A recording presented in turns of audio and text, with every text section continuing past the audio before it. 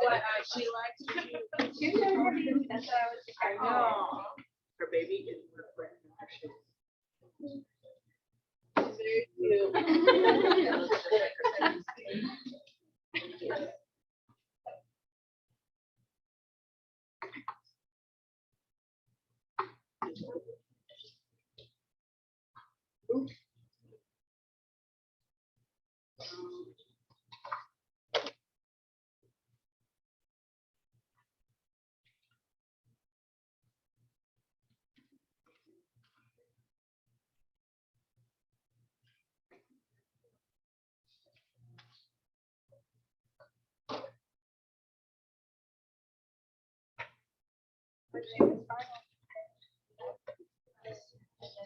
Yeah.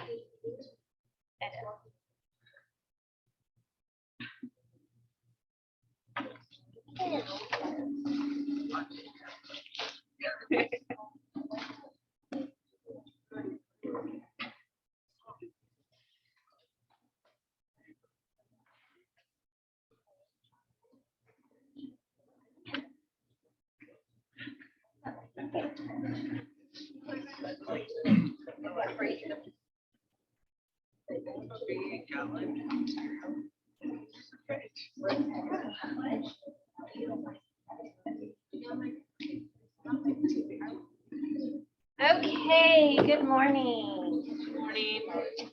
This is a coffee day for me, which means No Dr. Bradford today. Uh-oh. Oh, wow. Yeah. Yeah. You're loading up. I left here, went to Balco till 8 something. Got Hey, home Balco. at something. My son had a basketball game. Had to be mom last night. What? You have to do that every now And and then I went home and worked. So it's double caffeine. Okay.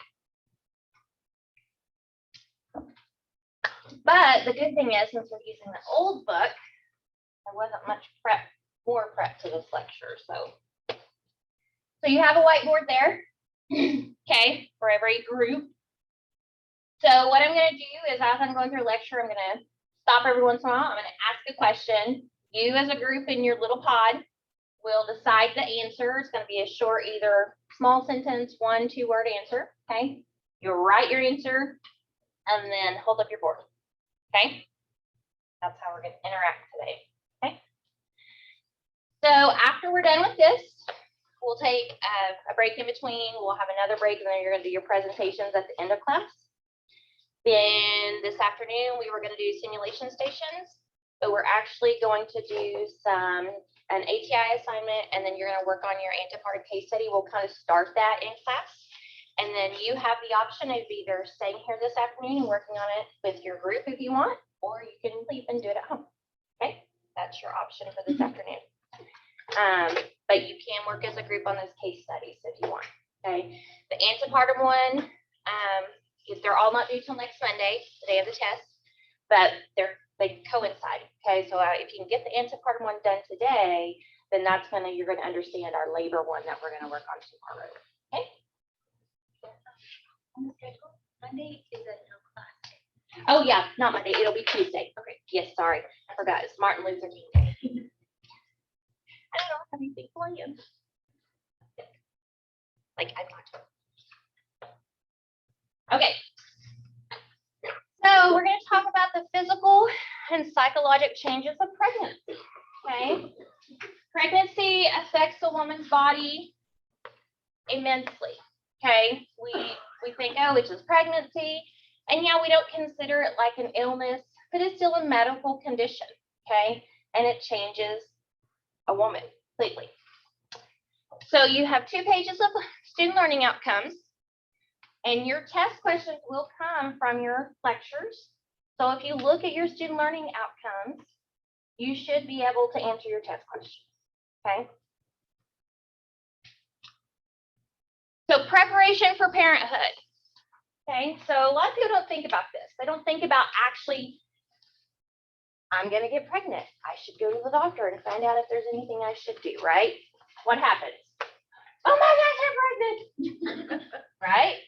Usually that's what happens. No one really prepares, even if you're married, not married, it just happens, right?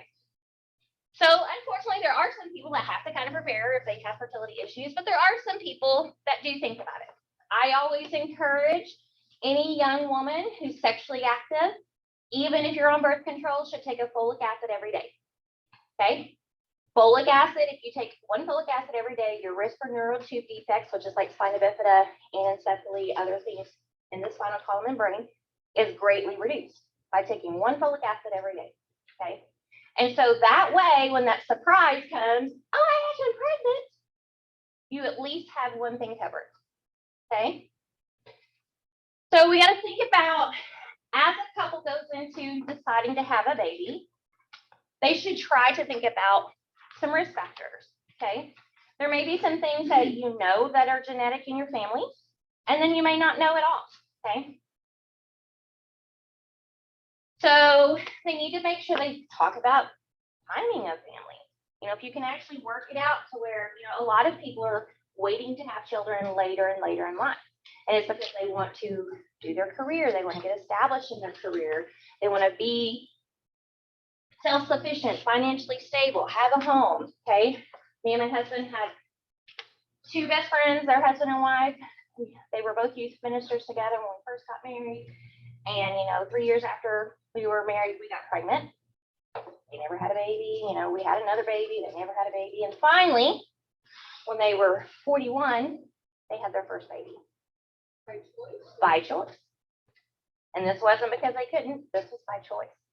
They waited, and they got married when they were 18. They were high school sweethearts. Okay. Yes. That's like considered already a geriatric. Uh-huh. Anything after the age of 35 is advanced maternal age or geriatric pregnancy. And you have higher risks. But people are waiting longer and longer these days, especially someone who wants to be successful in their career. And then once they're established where they want to be, that's when they consider having their family. Okay. So we talk about health risks. Okay. So when you look at an assessment with a patient, you have to think about, you know, what are some things within your daily usage that maybe need to be cut down or stopped. Okay. So tell me some things that you could think of that someone does on a daily basis that probably wouldn't be good in pregnancy. Drinking, smoking. What? Caffeine intake, you need to reduce it. You're supposed to have the equivalent of 2 cups of coffee a day is what you should. Anything else? Pop. Exposure to certain chemicals. Do you work in a job that you are around heavy metals or heavy chemicals? If they work out, sometimes they can continue to work Yes. out, right? Usually what we tell people is where you are in your workout is where you should stay. You should never try to push yourself too much past that, because anytime you put stress on your body, physical stress, you do increase your risk of causing possible miscarriage or discomfort to baby. And so if you know you're running marathons, you can run a marathon when you're pregnant. You're doing CrossFit, you can do CrossFit when you're pregnant. You know, we just make you think, you know, you think about changing how you lift weights, you know, do anything over your head or over your tummy, you know, got to modify some things, but if you're physically active, then yes, you can do those things. Medications you take. Right, even creams. Yep, there are some even steroid creams that are very harmful to the fetus. Okay, people don't think about creams, okay, but they do absorb into your skin and can become systemic. The idea behind it, you know, as a cream, is going directly to where you need it, but it still goes into your bloodstream at some point. Okay. Street drugs, you know, we want to make sure if they are using some type of drug, including marijuana. Okay, people are like, oh, it's legal now in the state of Oklahoma and California and Colorado, but marijuana can still affect the newborn. Okay. Caffeine intake, medications, environmental hazards. So then we're going to do a physical examination of the mom, okay, because we want to make sure that she's physically fit to have a baby. And sometimes you need to do a physical assessment of the male, because a lot of times when women aren't getting pregnant, they assume it's their fault, right?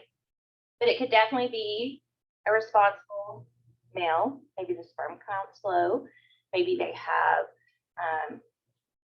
sperm that are misshapen. I've seen 2-headed sperms. I've seen sperms with 2 tails.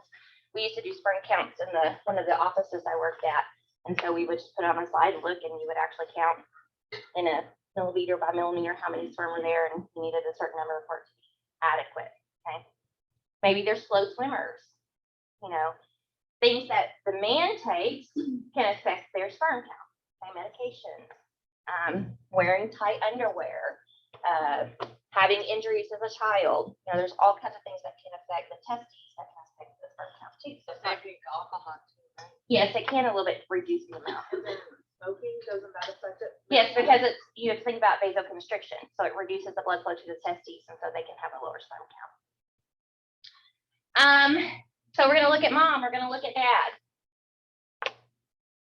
The CDC, again, will tell you that most neural tube defects are related to that folic acid, okay? So folic acid, guys, that's really important to remember. It's really important to encourage those young, healthy women to take one every day. I still take one every day because that is one, if you get like mouth ulcers in your mouth, not like a fever blister, but like those little blisters that get in your mouth and store, it's usually folic acid deficiency because we don't eat enough vegetables and fruits to get enough folic acid now. And so folic acid, and usually a multivitamin has some, but you really need that one dose individual. Okay? The what? Neural tube defects. So that's the nervous system. Anything from the brain to the base of the spine is considered a neural tube defect. And again, exercise, Louise already asked about this. You can, if the person's not actively exercising, they're not pregnant yet, you want to encourage them to maybe go ahead and start somewhat of an exercise plan, okay? Because what's the biggest struggle women have in pregnancy? Weight gain, right? Because your body naturally becomes hungry, okay? You produce a hormone from the placenta that increases that resistance to insulin, so you need to increase your blood sugar intake, which means that you become more hungry, okay? And the reason that is because you're growing a baby. That baby needs nutrition too, so your body's triggering that to happen. And so you're going to want to eat more. So we need to talk about weight management. We need to talk about good nutrition. What are the things that need to occur? What are the things we need to take in? What do we need to eliminate? Does anybody know some things we should eliminate? Write it on your board. In your group, think about things that you should eliminate in your diet while you're pregnant as far as food. You're already pregnant.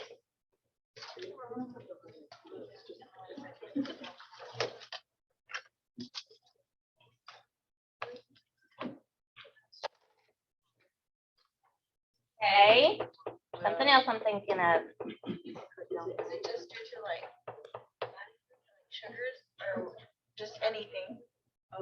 What do y'all have? Raw fish, lunch meat, raw fish? Yes. Or even tuna. It doesn't have to just be raw fish. It can be like tuna in a can. Why tuna or salmon? Mercury. Yeah. That increased amount of mercury. They absorb more mercury from the water in the ocean. And so therefore that mercury can then go across the placenta and affect your developing newborn or baby. Okay. So yes, and then you do want to watch your carbs. You do want to watch your snacking intake. You need to snack healthy. You need to reduce that amount of sugar that in carbohydrates turn to simple sugars, and you need to reduce those because that's going to cause you to put more fat on. Okay. Yes, there are some supplements that you definitely need to be aware of that are not okay to take in pregnancy.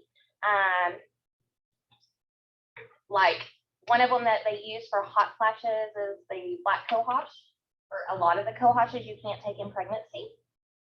So I'll put a list of the most common ones on our module for today. We have a quiz that you'll take before you go to Megan or Malia. You'll have a little quick quiz that kind of goes over some women's health and pregnancy. And one of those questions will be related to what type of supplement should a woman not take in pregnancy that you'll have to list for me. Okay. So I'll give you some information beforehand. Okay. Yeah, herbal teas, any supplements. A lot of people think, oh, it's a supplement, it's okay. Really, even with your medications you take, you really have to sometimes watch the supplements that you take. You've got to be aware. Just because it's a natural supplement doesn't mean that it's not going to interact or interfere with the medication or even pregnancy. Because where do we get our medicines? from nature. Okay, a lot of them are from nature. They started out from nature. They may be somewhat synthetic now, but they started out from some type of natural substance. Okay. Then we have to talk about, what type of contraceptive have they been using? Tell me if you know a contraceptive that could possibly delay pregnancy by a few months once you stop it. Okay, IUD, Depo-Provera, that's the biggest one, the shot. You know why? It's actually the highest dose of hormone that you take out of any other birth control. Okay, so it takes longer for your body to regulate outside of that medication. Okay, some people can. It just depends on how your body works with the hormone. I was gonna say, that's a lot. I got Yeah, some people can, but that's not the norm. Most people on Depo-Provera, it can take 6 months to a year post using it to get pregnant. IUD, it depends on the person's body again, because I've known people that have had the IUD removed and 2 weeks later had a positive pregnancy test. So it just depends. So next week, we'll actually talk about contraception and the different types. And so you'll kind of have an idea of what's the strongest, what has no hormones, what are your different options, okay? The IUD needs to be removed within a month prior to you attempting to get pregnant, okay? Can you get pregnant with an IUD in? Yes. Yes, you can, okay? So I've had patients get pregnant with an IUD in, and the baby will be born and it will be like implanted in the placenta, or it'll just come out with the fluid, So it can happen. It's higher risk because you do have a higher risk of miscarriage if you are pregnant with an IUD. But it can happen. It's not very common. Again, it's a person whose body is fighting against that hormone, fighting and can still get pregnant. But it's not as common. So conception. Can someone tell me when in your cycle can a woman conceive? 14 days after your cycle? So it's like 14 days from the beginning of your period. So that's 7 days of your period counts as part of that 14. Because pretty much from the day you stopped your period, 7 days later is when you're able to get pregnant. Does anybody know how long sperm can live inside the vaginal canal and uterus? 72 hours. Up to 7 days. Oh my gosh. Okay, up to 7 days. Okay. So I've actually had, when I worked in Tulsa, I had this gentleman call. Plan B bill, the 3 day after the Plan B, it's just. Well, I mean, you want to do it as soon as possible with the Plan B pill. That's why they say up to 3 days after. But the sperm can possibly live up to 7 days in the vaginal canal or So uterus. double up on the pill. No. Take it twice. Don't want you to hurt your body, but it's just it's a possibility. With studies it shows. Now we know most of the time by day 3, most sperm's gonna be dead, but there is always a possibility one's in there. So I had There was this a question on the test. What would be the right answer? 3 or 7? 3 to 7 days. 3 to 7. Yes, ma'am. It can. Because if think about when you look at medication, and a lot of medications are weight-based. So my daughter tested positive for flu A yesterday. Woo-woo, I'm so excited. She was like, Mom, I'm sick. I'm like, no, you're not. You have a cold. No, I'm sick. Well, she already had an appointment because I think she has gallbladder issues. And so when she went, they tested her. She has the flu. She was like, see, I told you I was sick. Like, I don't ever know if you're really sick because you're always sick. She's 15. She don't want to go to school. So there's a new flu pill, antiviral. Okay. I did not know this till yesterday. Okay. Because I don't work with that medicine very often. So it's not anything I really knew. I knew that there was Tamiflu. But now there's a 1-day pill. You just take it for 1 day. And when I was looking at the package last night when I got home, it's weight-based. So like if you weigh up to 176 pounds, you take one pill. If you weigh more than that, you take 2. And that's because, yes, the heavier you are, a lot of the times the more medication you need circulating in your system. That's why we have sometimes different dosages of medication, because someone who's smaller only needs a smaller dose, someone who's larger, a larger dose. But with Plan B, because it's over the counter and it's not a prescription, it's just 1 dose. So yes, If you are a heavier person and you use Plan B, then you're more than likely, it's not as effective as someone who's a smaller person. Even if you would take 2? Well, it's not recommended to take 2. We gotta go by the directions, people. Okay. When I worked in Tulsa, I was working too much, and I was working as the back office manager, surgery scheduler, triage nurse, and putting the private patients in the rooms when the private doctor's had. So this day I was sitting up front doing triage calls, and this gentleman called me and he said, I have a question. And I'm like, okay, because usually you don't have men unless they're like husbands calling about their wife possibly being in labor or whatever. I was like, what's your question? And he said, well, my girlfriend's pregnant. Okay. He said, we met on New Year's, and this was like February, March. We met on New Year's and we had sex. First time we met. I'm like, okay. He said, and then like 2 weeks later, she tells me she's pregnant. I'm like, okay, could be possible. He's like, but then I just found out she had sex with someone like the day before. So is it mine? Oh. And I'm like, well.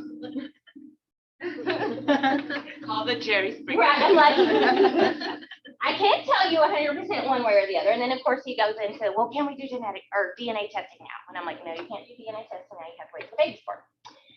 So, then I had to tell him, I'm like, statistically, sperm lives 3 to 7 days inside the vaginal canal or uterine vault. And I said, so there could be a possibility it's not yours. I said, there's no way to know until you have the baby and you can do testing, DNA testing.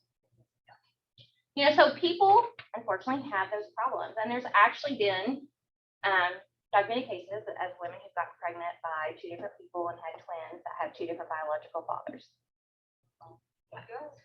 So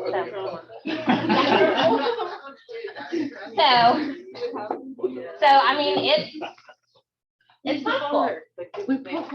Yeah. And of course, again, that would make a good Jerry Springer show. So we have to think about these things when we're educating our patients. We have to remind them that when they are being sexually active, they have to be responsible. Okay. It is their responsibility, male or female. Okay. When they're sexually active, they have to be responsible for what they're doing. And I've had patients come in, young patients come in with, first trig, then her best friend came in with trig. She came in with chlamydia, then her best friend came in with chlamydia. She came in with a bad active case of herpes. Her best friend came in with herpes. Okay. Do you think that they were probably at some point had crossed the same path as their sexual partners over and over again? Yes. Okay. And kids don't think about that. Okay. They're just like, okay, sexually active. They don't look like they're going to have anything. Just because they look like they got money doesn't mean they don't have an STD or an STI. Okay. Girls would come in for birth control, and I would take it upon myself, which my doctor I worked with did mine, and do some education. Mom would be in the room, daughter on the table. I'd be like, okay, do you understand that with birth control, all we're preventing is pregnancy? Okay. We're not preventing any STDs. Okay. There's some that are treated and can be taken away with antibiotics, and then there's some that aren't, that are going to forever affect you in your life. And so we would have just a deep discussion, and you got Mom over in the corner going, and I'm like, yes, you needed to have this discussion with her, not me, but I'll do it. So we've got to remind them, how important it is. And we'll talk more about that next week in sexual health. But if you're wanting to get pregnant, you got to get off the contraception, okay? Because you need to let your body kind of regulate. Does anybody know how long it takes for a healthy couple to get pregnant? Actually, almost up to 2 years. So everybody panics when they hit that year mark. Oh my gosh.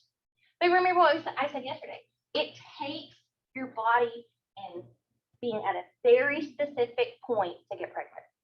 Okay. That's why it can take up to 2 years to get pregnant. It has to be exactly right circumstances for you to conceive. And there are some who are, and then some that takes more time. So uterine enlargement, what causes that uterus to grow after you get pregnant? Okay. So once you're pregnant, we looked at that yesterday, that little egg was fertilized where? The fallopian tube. Okay, and then it floats down to the uterine wall and implants into what? Endometrium. Okay. So we've implanted. Now your body recognizes it because it's producing that human chorionic, whatever, the ACG hormone. Thank you, because I can't ever say it. The ACG hormone. Okay, that's the only time in your life that your body produces ACG hormone, and it's immediate. As soon as that egg and sperm join, your body recognizes that and it starts making that hormone. Okay, and it's actually has to do with the chorionic villi. We could go into detail, but just know when you get pregnant, you make HCG. Okay. So because of that, your body recognizes that and it's like, oh, we got to take care of that uterus. So it's immediately going to increase the blood flow to the uterine cavity, which then causes the vascular structures to be more engorged with blood. Okay, because we need more blood flow so that placenta can start to grow and embed and nourish that baby. The formation of an additional layer of muscular tissue, okay, and it's really basically those muscles that are in there are going to enlarge. Hypertrophy of the pre-existing myometrial cells and an increased number of myometrial cells. Hormones that are responsible for this uterine enlargement, estrogen and progesterone. Where we talked about you need progesterone and some prolactin and estrogen for that pregnancy to stay. Okay. So changes in the uterus. So prior to pregnancy, the uterus is small. It's about the size of a walnut. Okay, walnut's about this big, very small. Okay, kind of has a pear shaped, an upside down pear. It's got the fallopian tubes and ovaries. You saw my beautiful drawings yesterday. But it's really small before pregnancy. Okay. It measures about 7.5 centimeters by 5 by 2.5. So think about that. That's pretty small. Weighs about 2 ounces. By the end of pregnancy, it can measure 28 centimeters by 24 centimeters by 21 centimeters. It grows and expands and stretches significantly in pregnancy. Okay, so think about my little girl that had a 9-pound, 10-ounce baby the other day, how it went from being a small walnut to carrying that 9-pound, 10-ounce baby, yeah, a watermelon. Okay, that's pretty amazing. It increases capacity from holding about 10 milliliters, so think about a 10 ml syringe, up to 5,000 milliliters. That is 5 liter, or 5,000 milliliters, so 5 liters of fluid. Think about your IV bags, 5 of those. The change in the uterus occurs because of the hypertrophy of the myometrial cells. What do you think hypertrophy means?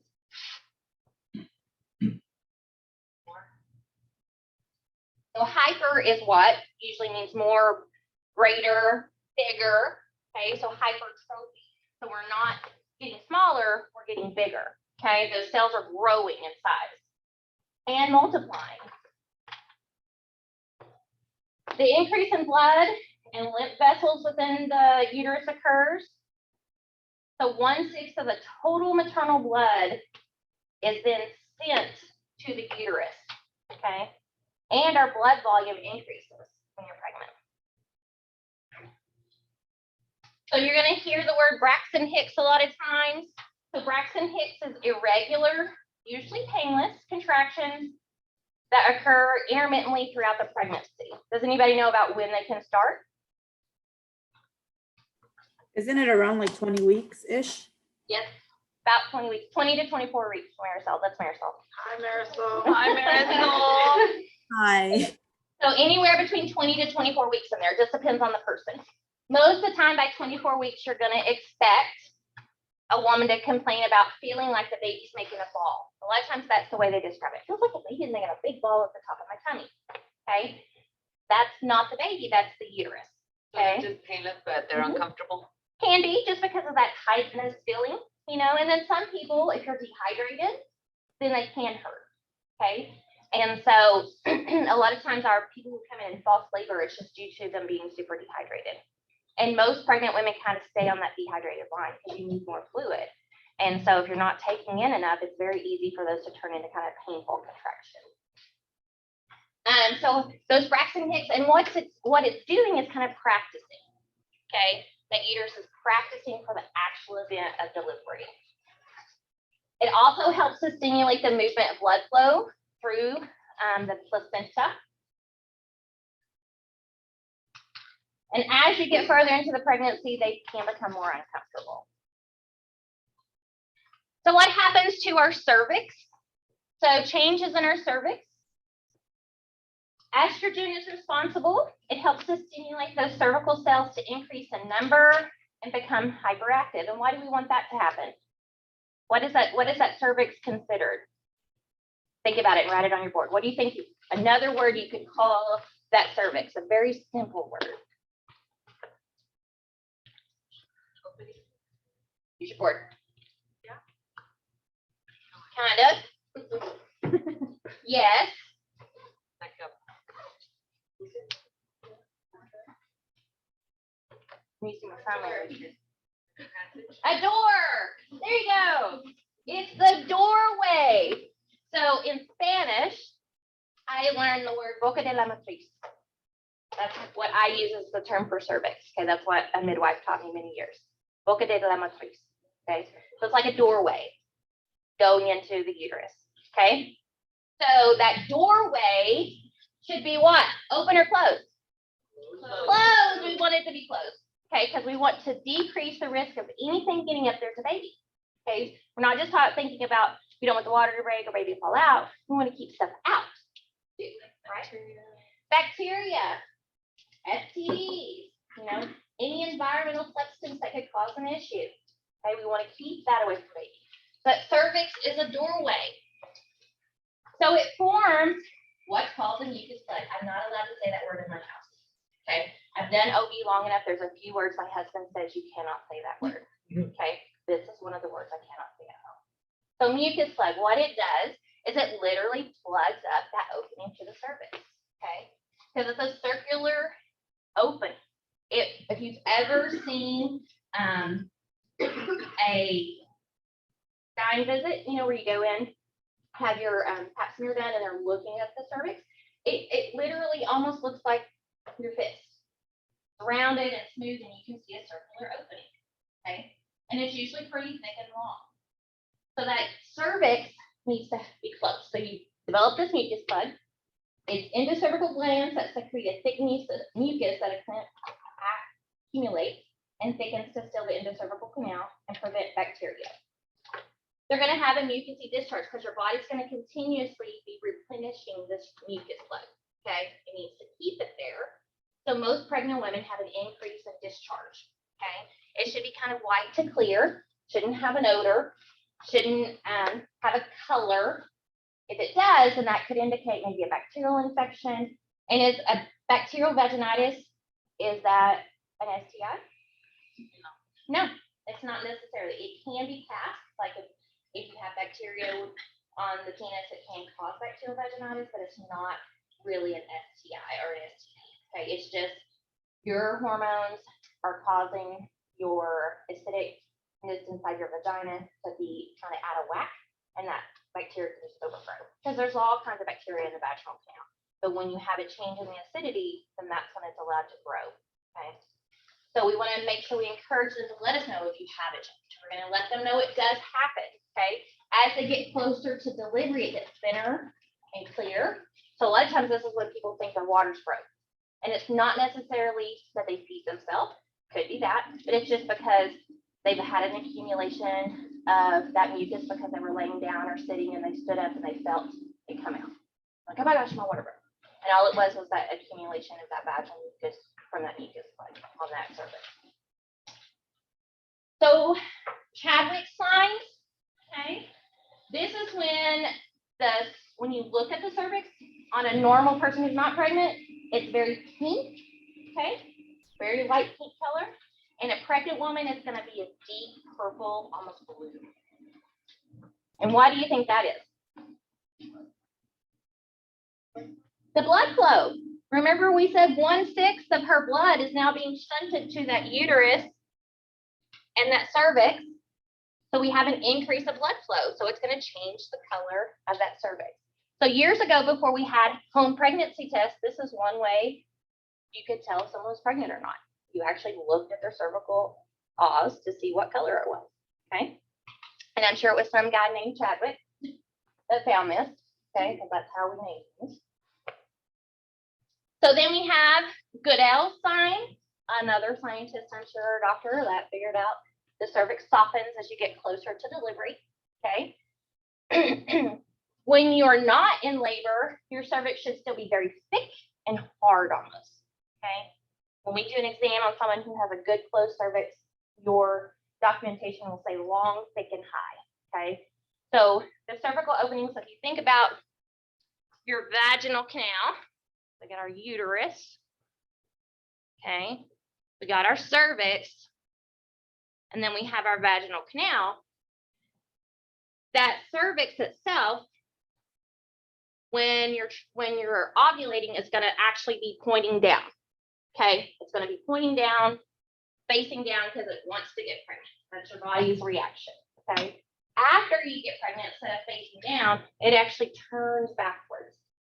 Okay, so the opening faces the back of the woman. Does that make sense? So instead of being down with your canal, it actually kind of turns up the back of the woman.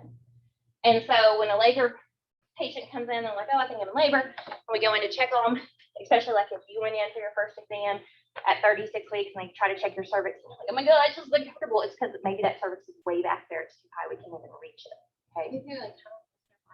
Yeah. And that's one thing we can do. We usually have them, years ago, we put a bed pan underneath them so it would tilt their pelvis, but now you just have them put their fists under their hip bones like this and it kind of tilts up and then you can reach it better. But usually that's a sign that they're probably not in labor because that cervix hasn't moved down and isn't it's thinning out. Hagar sign, this is felt on the 2nd and 3rd month of pregnancy. This is a softening of the lower uterine segment that can be felt on the pelvic examination around the 2nd or 3rd month of pregnancy. Okay, so it's just that lower uterine segment kind of softening because that top of that uterus is what's firmer now. Again, a guy named Hagar. So that mucus plug, what it does, it seals and protects. It's discharged when the cervix begins to dilate.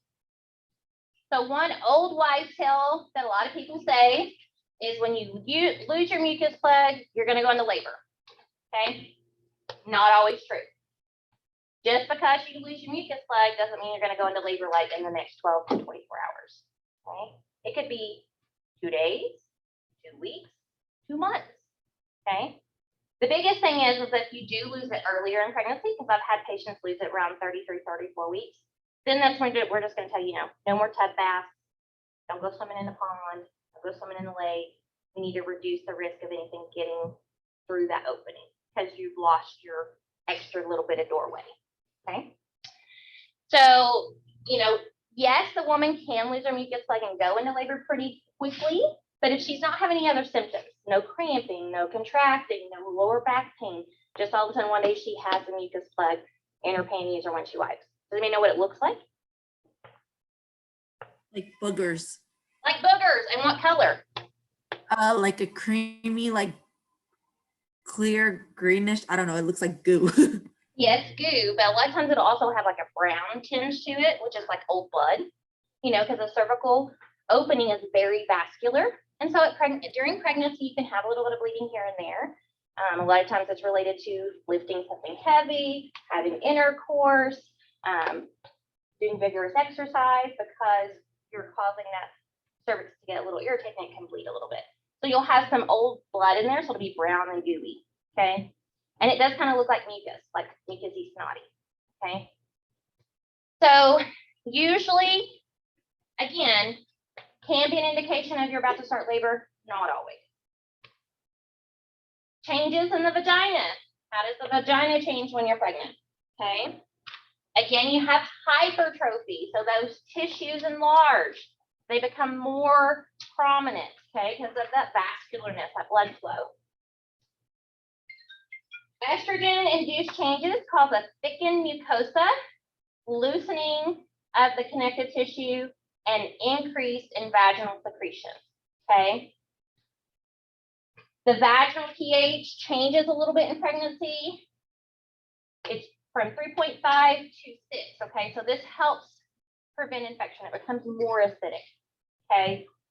And the reason it does this is because it helps reduce the growth of bacteria and yeast. As you've got more moisture, more little areas for things to get into and grow. And so your body becomes acidic. So that way it reduces the risk of growth in those places. Okay. Still can have that same bluish purple color as the cervix. And again, that's due to that increased blood flow. You're going to see changes in a woman's breast. The size, it usually increases. And again, this is due to estrogen and progesterone that causes those mammary glands to increase. Because it's thinking, okay, we're going to have to make milk. Okay. Size increase due to glandular increases. And they become more nodules. So if a woman does her monthly breast exam, she's going to feel more knottiness in there when she's pregnant. And that's just because those mammary glands become more prominent. You're going to see superficial veins that are more prominent. Okay, you're going to notice they're more closer to the top of the skin, and that's just because it does become a little bit more vascular, just like the other part of the female body. The pigmentation of the areola usually gets darker, and sometimes will even get bigger.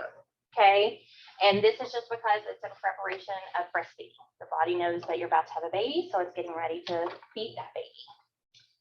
That colostrum or first milk, you can see it as early as like in your 12th week of pregnancy. Some women can start producing and actually leaking a little bit early on in pregnancy. When? What? 12th week. In the 12th week of pregnancy. Can someone tell me, use your board, what color is colostrum?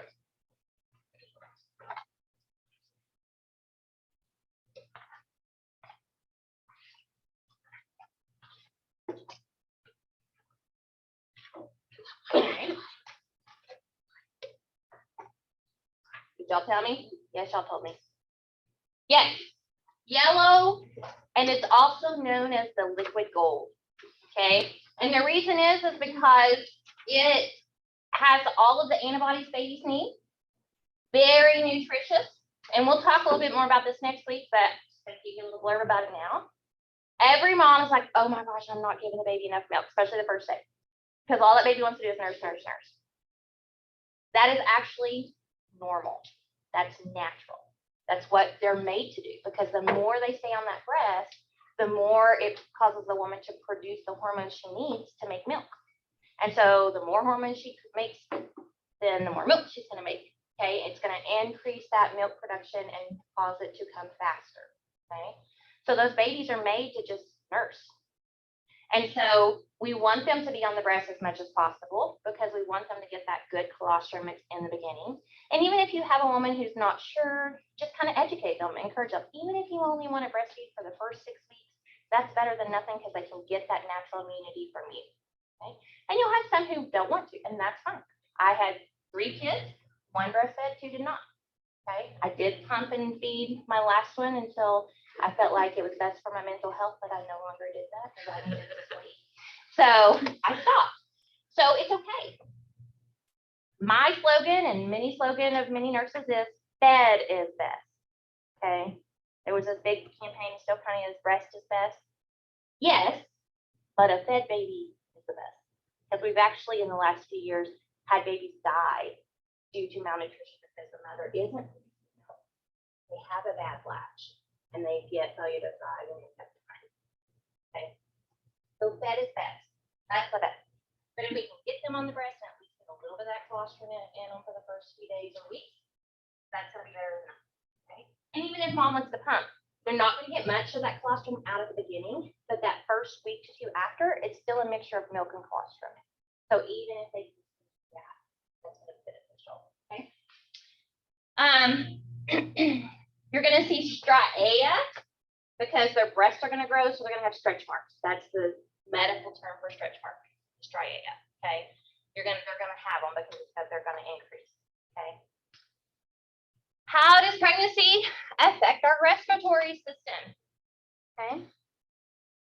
They're going to have increased oxygen requirements, right? Because not only are we oxygenating our body, we're oxygenating another little body. Okay, so we're going to have an increased need for oxygen. So do you think it would be a risk factor if someone lived high up in the mountains? It would. If you have someone that lives high up in the mountains and they're pregnant, they do have an increased risk factor of having a baby with like IUGR, intrauterine growth restriction. And that's because the oxygen percentage in the air is lower higher up, and so they're not getting enough oxygen. Okay, so that is something we have to consider if you live in the mountains or have a patient that lives in the mountains. They need to be aware of that. You have an increased volume of air breathed in to 30 to 40%. So you're taking in more air every time you breathe when you're pregnant. So you have a little bit of degree of maybe some hyperventilation going on, but that's okay because we're taking in more oxygen. O2 consumption is increased by 15 to 20%. Sometimes you're going to notice that the rib cage kind of flares out a little bit. One, it's because that baby's pushing up and everything up, but then also two, you need that increased capacity for your lung volume. It goes from belly breathing to thoracic breathing, okay? If you notice when you take a deep breath, what do you usually use? Your tummy. Or if you're really having to work at it, you're working out, you're using your tummy. So you don't necessarily have that movement in the tummy anymore because you got a big round baby in there. So you start using your chest muscles more. Pulmonary function is not impaired, but exacerbation can occur with the presence of chronic lung disease. So if you have someone who has asthma, cystic fibrosis, okay, because we have people with cystic fibrosis who are living longer and can get pregnant, okay. COPD, they're smokers, so they already have some problems with their lungs. And again, what did I say? We have women having babies older and older. So now we have these other comorbidities that we didn't always have to worry with our younger generation. Okay. They have hypertension, they have COPD, they have heart problems because they're older. And now we've got that on top of being pregnant. So if you're younger and you have heart problems, would that put you at risk for? Yeah, if you say you have a congenital heart condition and you still get pregnant, which it happens, I've had patients who have, we just have to watch you closer because think about, it does. It will make it automatically a high-risk pregnancy, and your physician's probably still going to cover you as a physician. But usually those high-risk pregnancies, we refer them to maternal fetal medicine, which, here, depending on if you live in Oklahoma or Kansas, that could be Oklahoma City or Wichita. I don't even think Amarillo really has one that they use. And so you usually have to go further away. And you have to go to that specialist. Tulsa has a maternal fetal medicine, a couple of maternal fetal medicine that go between Oklahoma and Tulsa. And so you have to see a specialist. So yeah, if you've had some of those high-risk conditions when you get pregnant, yeah, you're going to be considered high risk. Even someone who has hypothyroidism is considered a higher risk pregnancy. Now, does that mean every hypothyroid patient is going to have to go see maternal fetal medicine? Probably not, as long as their levels are staying normal and they don't have any other symptoms that are severe. My daughter, who was in third degree heart block, and does that put her? Would they not recommend pregnancy? Probably not. Yeah, just because think about how much your heart already has to work, and when you add on almost 50% more blood volume and having to pump harder and stronger because you're pushing through. Yeah. So you have to, so that's one of those pre-counseling things. If you have a medical condition that you know of, that's why doctors do encourage you before you just go out willy-nilly and have sex with people, you probably should consider the consequences. Okay. And sometimes you don't know. Like my husband's aunt, his mom's sister, got pregnant when she was 16. Okay. The man she got pregnant by, she married because, it was the 70s. So you marry the person you get pregnant by. Doesn't necessarily mean they're in love, but hey, you got pregnant, you're getting married. Well, just so happened they both had a very rare gene, recessive gene, that if she would have gotten pregnant by anyone else, it wouldn't have mattered. But because she got pregnant by him, who had the same recessive gene, they had a daughter that had some adrenal gland deficiency. that had multiple chromosomal issues. She was born a hermaphrodite. They didn't know if she was male or female until after they got their genetic testing done. And she lived to be 6 months old because of the genetic issue caused so many problems within her system. Okay. But it took one person with a very rare recessive gene and another person with a very rare recessive gene that did not even know they had the recessive genes until they had a baby with complications. So would that happen to every baby they had? So their next, and that was a girl, so their next baby had a 50-50 chance, okay? She was born without it, Stephanie was born without it. Their third baby, which was a male, which has a better outcome than the females, which is my husband's cousin Mo, his best friend. And he was born with adrenal gland deficiencies and took medications his whole life and still does to help with the clot. And so, again, even though we have encouraged people to do these preconception counseling, a lot of times we don't know. But now we have these Ancestry.com and 23andMe, and you can do the medical side, and you can actually see some of those, chromosomal abnormalities or genetic things that you may have in your family, And so that's why if you do have someone, a patient that you know that has already a condition and they're talking about getting pregnant, you need to encourage them to do the preconception counseling so they know their risks. Because there's some people that want a child so bad, they'll go through those risks to have it, So nasal stuffiness and epistaxis. What's epistaxis? Nosebleed. Yes, that is the medical term for nosebleed. It's a good one to know because if you're having to float down to the ER, you're going to see that as the diagnosis and you're going to be like, it's nosebleed. Okay. Very common in this area. Who gets nosebleeds? My poor husband, he sleeps with a humidifier and he still gets nosebleeds. He uses nasal saline every day and he still gets nosebleeds. It's because we're like at negative moisture right now. Okay. So now nosebleeds are common outside of dryness, just in pregnancy, just because, again, your blood volumes increase, so you got more blood going through your body. And so think about all those little capillaries in your nasal passages, okay, your mucous membrane.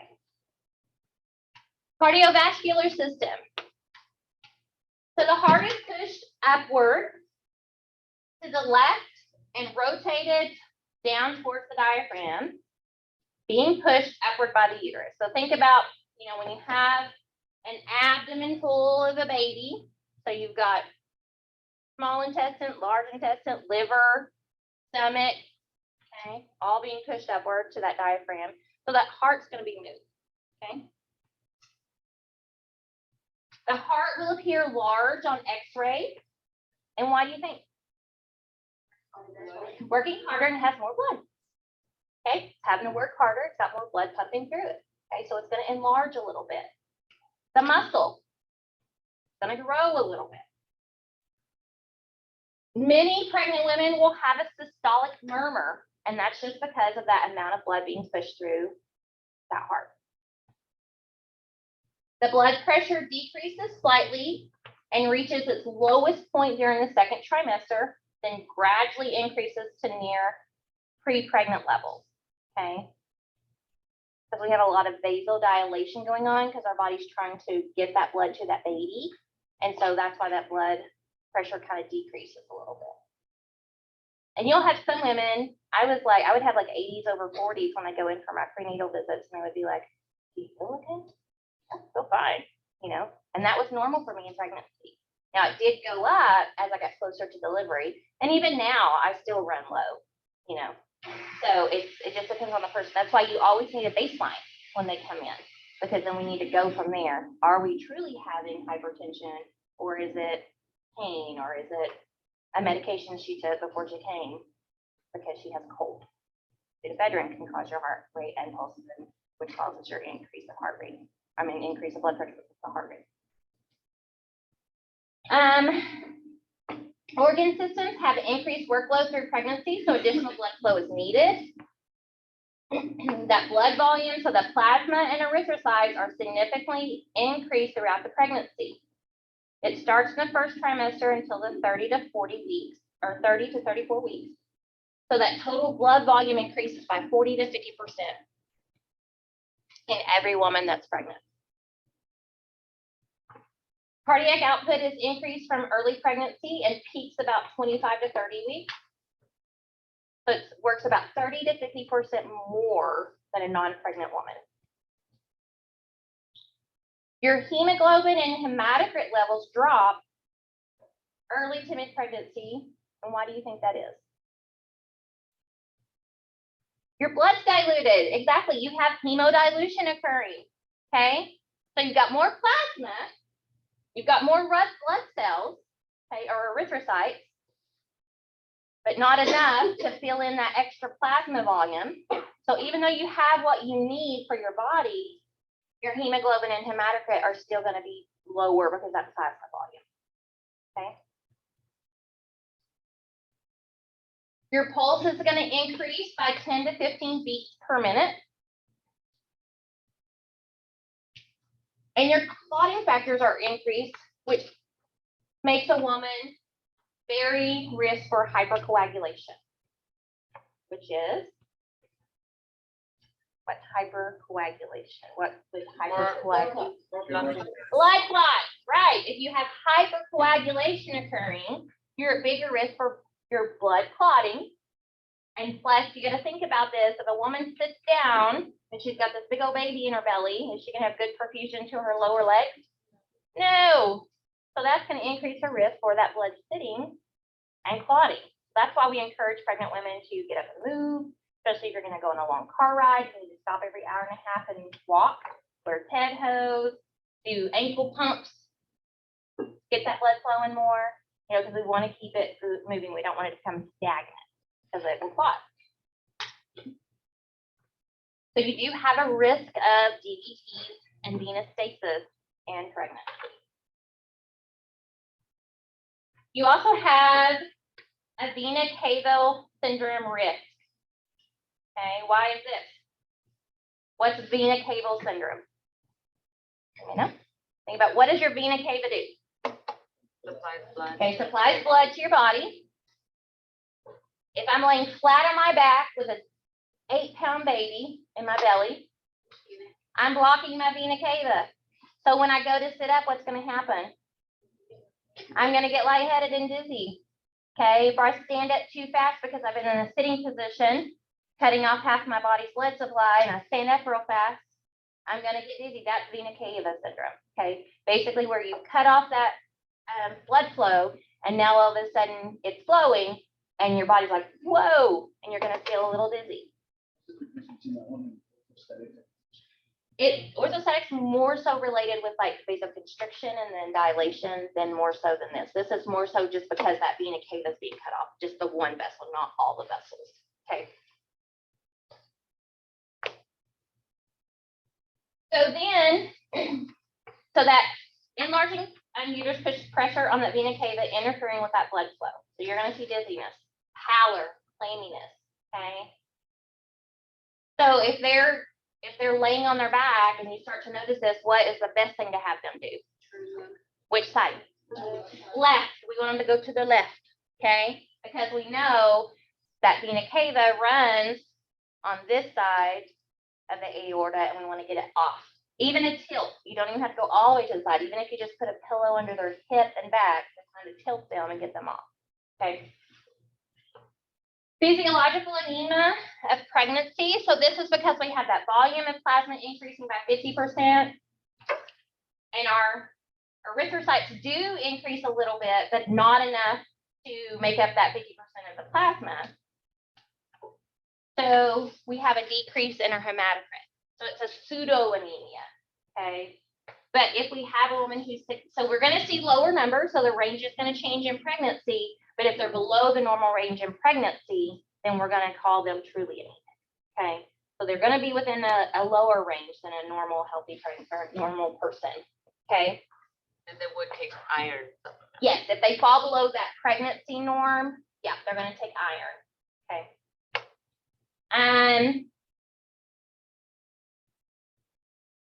Leukocytes. So you're going to see an elevation in leukocytes. What are leukocytes? White blood cells, okay?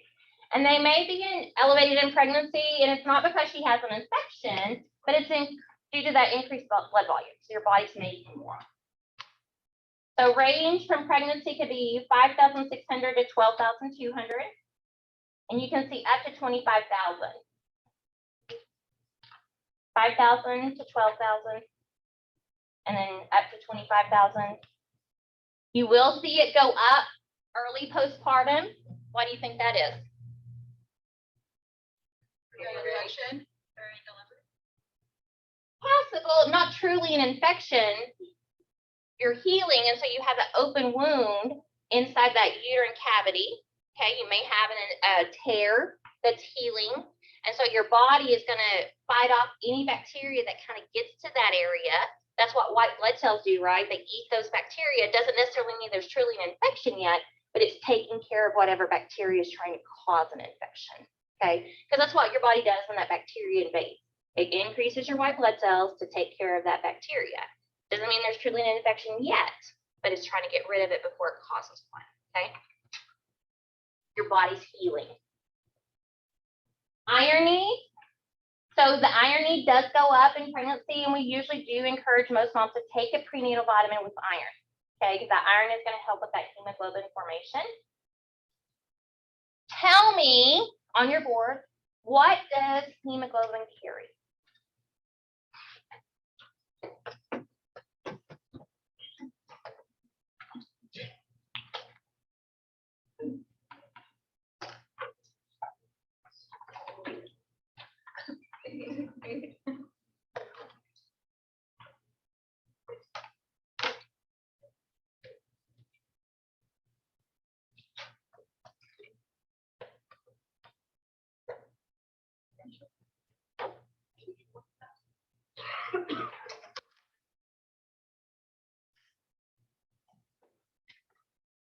It has iron, it has iron to carry oxygen.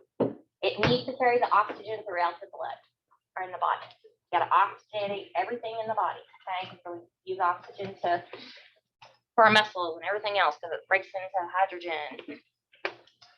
So we need to make sure we have enough hemoglobin because we need our body to be oxygenated, okay? It's recommended that a woman take 70 or 27 milligrams per day of iron, okay?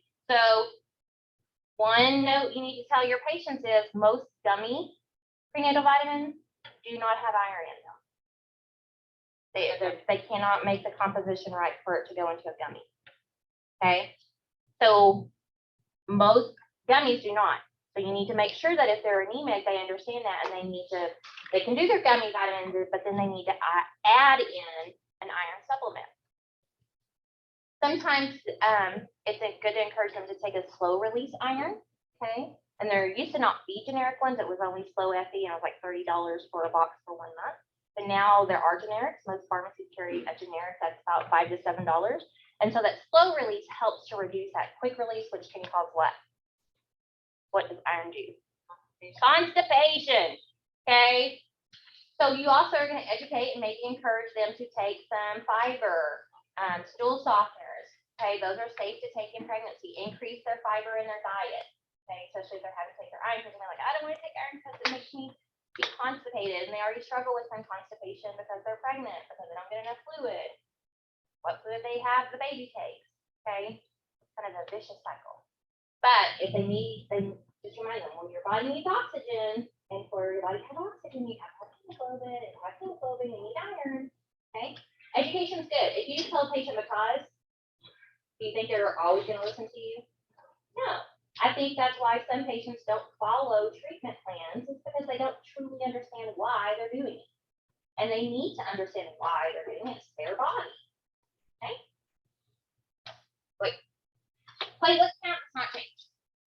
Your platelets usually stay within that same range prior to pregnancy, and it's not going to affect. Can someone tell me why it's important for us to know what the platelet count is? Bodies, right. So if you have a woman who goes into labor and her platelet count is 20, right, where are her clotting factors, right? She has minimal. Those places require a woman to have a platelet count greater than 100 to be able to get a labor epidural. Because we need to make sure that once they pull that epidural catheter out or spinal out, right, you don't have any bleeding in that area into the spinal fluid. Okay. Platelets are clotting factors, very important. Okay. And thrombocytopenia is common sometimes in pregnancy, which is that low platelet. Okay.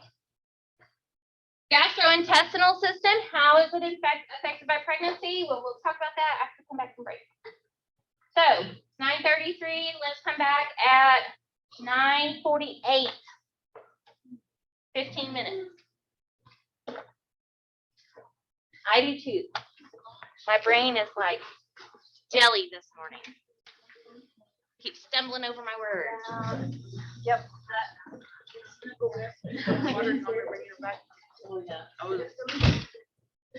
was watching all of that. When I texted you. I woke up this morning. Really? Yeah. Did you overnight? I was like, oh, maybe you should stay up longer. That's your. Yeah. I texted her.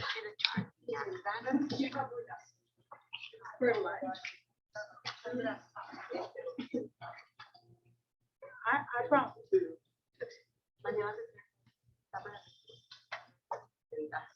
I've always wanted to try it, but I'm not big on oatmeal.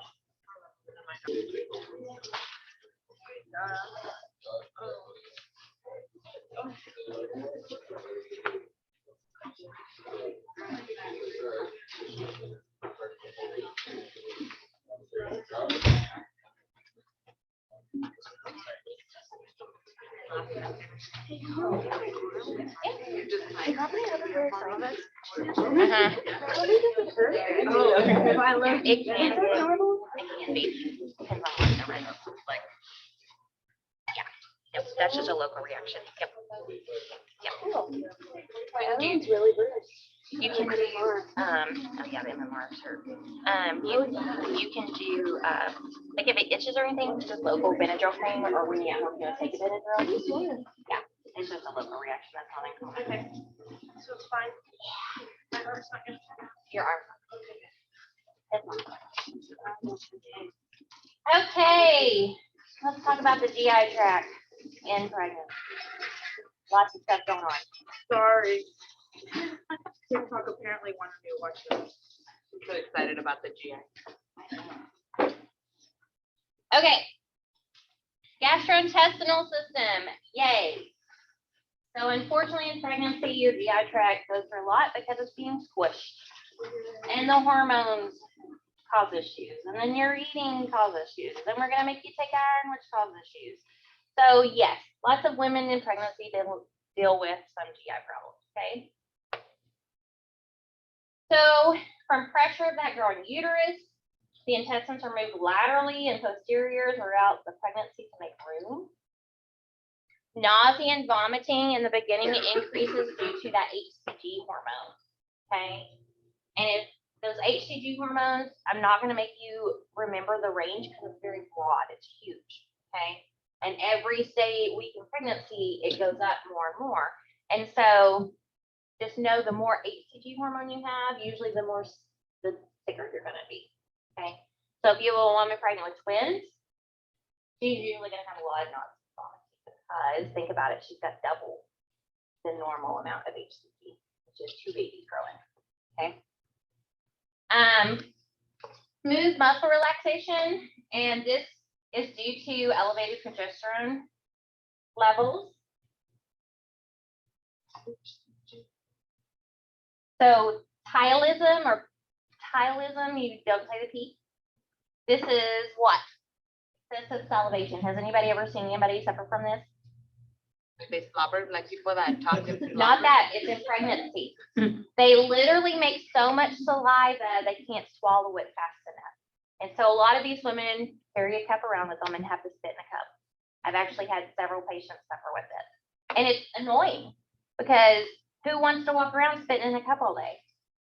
But they do because you just make an excessive amount of saliva for whatever reason. And it doesn't happen to everybody, just certain people. Okay. Heartburn. Oh, the old wives' tale. If you have a lot of heartburn, then you're gonna have what? A lot of hair. Guess what? Not true.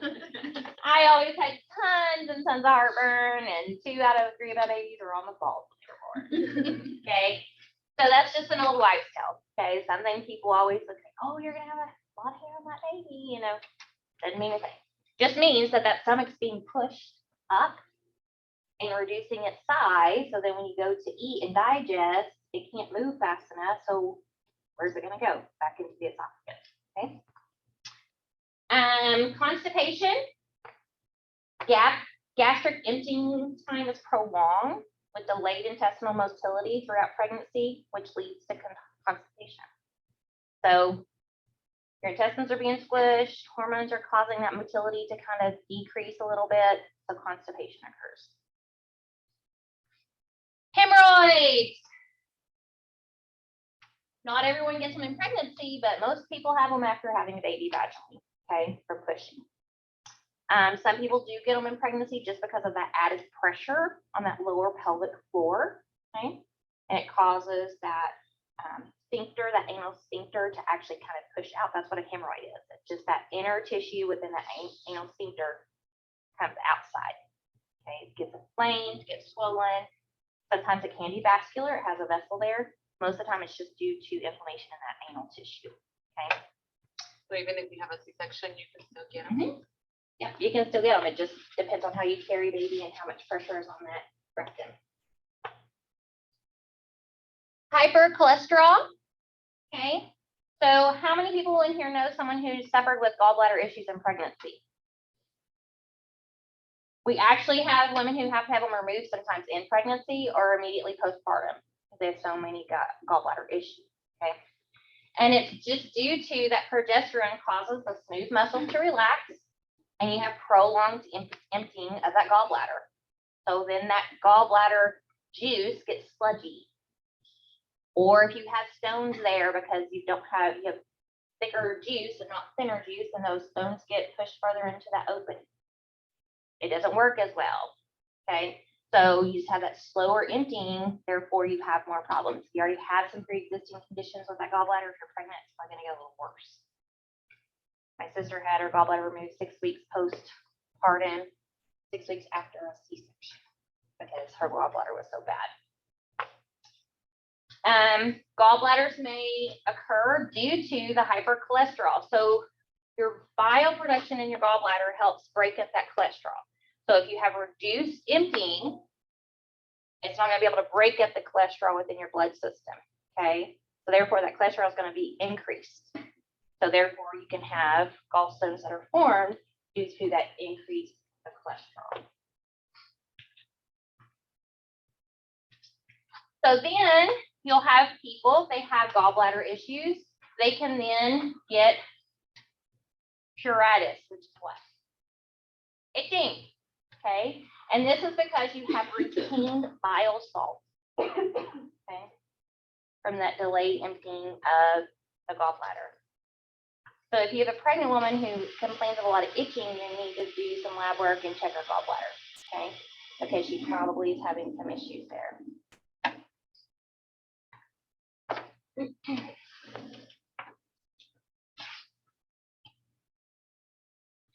The urinary tract. So you pressure on the bladder from that growing fetus. Can someone tell me where the bladder is? Lower. Mid, Go ahead, Marisol. like the lower abdomen, like mid, kind of. And is it just free floating? No, What is it attached to? the kidneys. It is to the kidneys, but what else is it? What's the supporting system? The uterus and the ligaments of the uterus.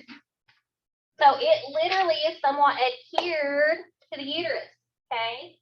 So as that bladder or that uterus grows up, that bladder is being squished and squished and squished by that baby, okay?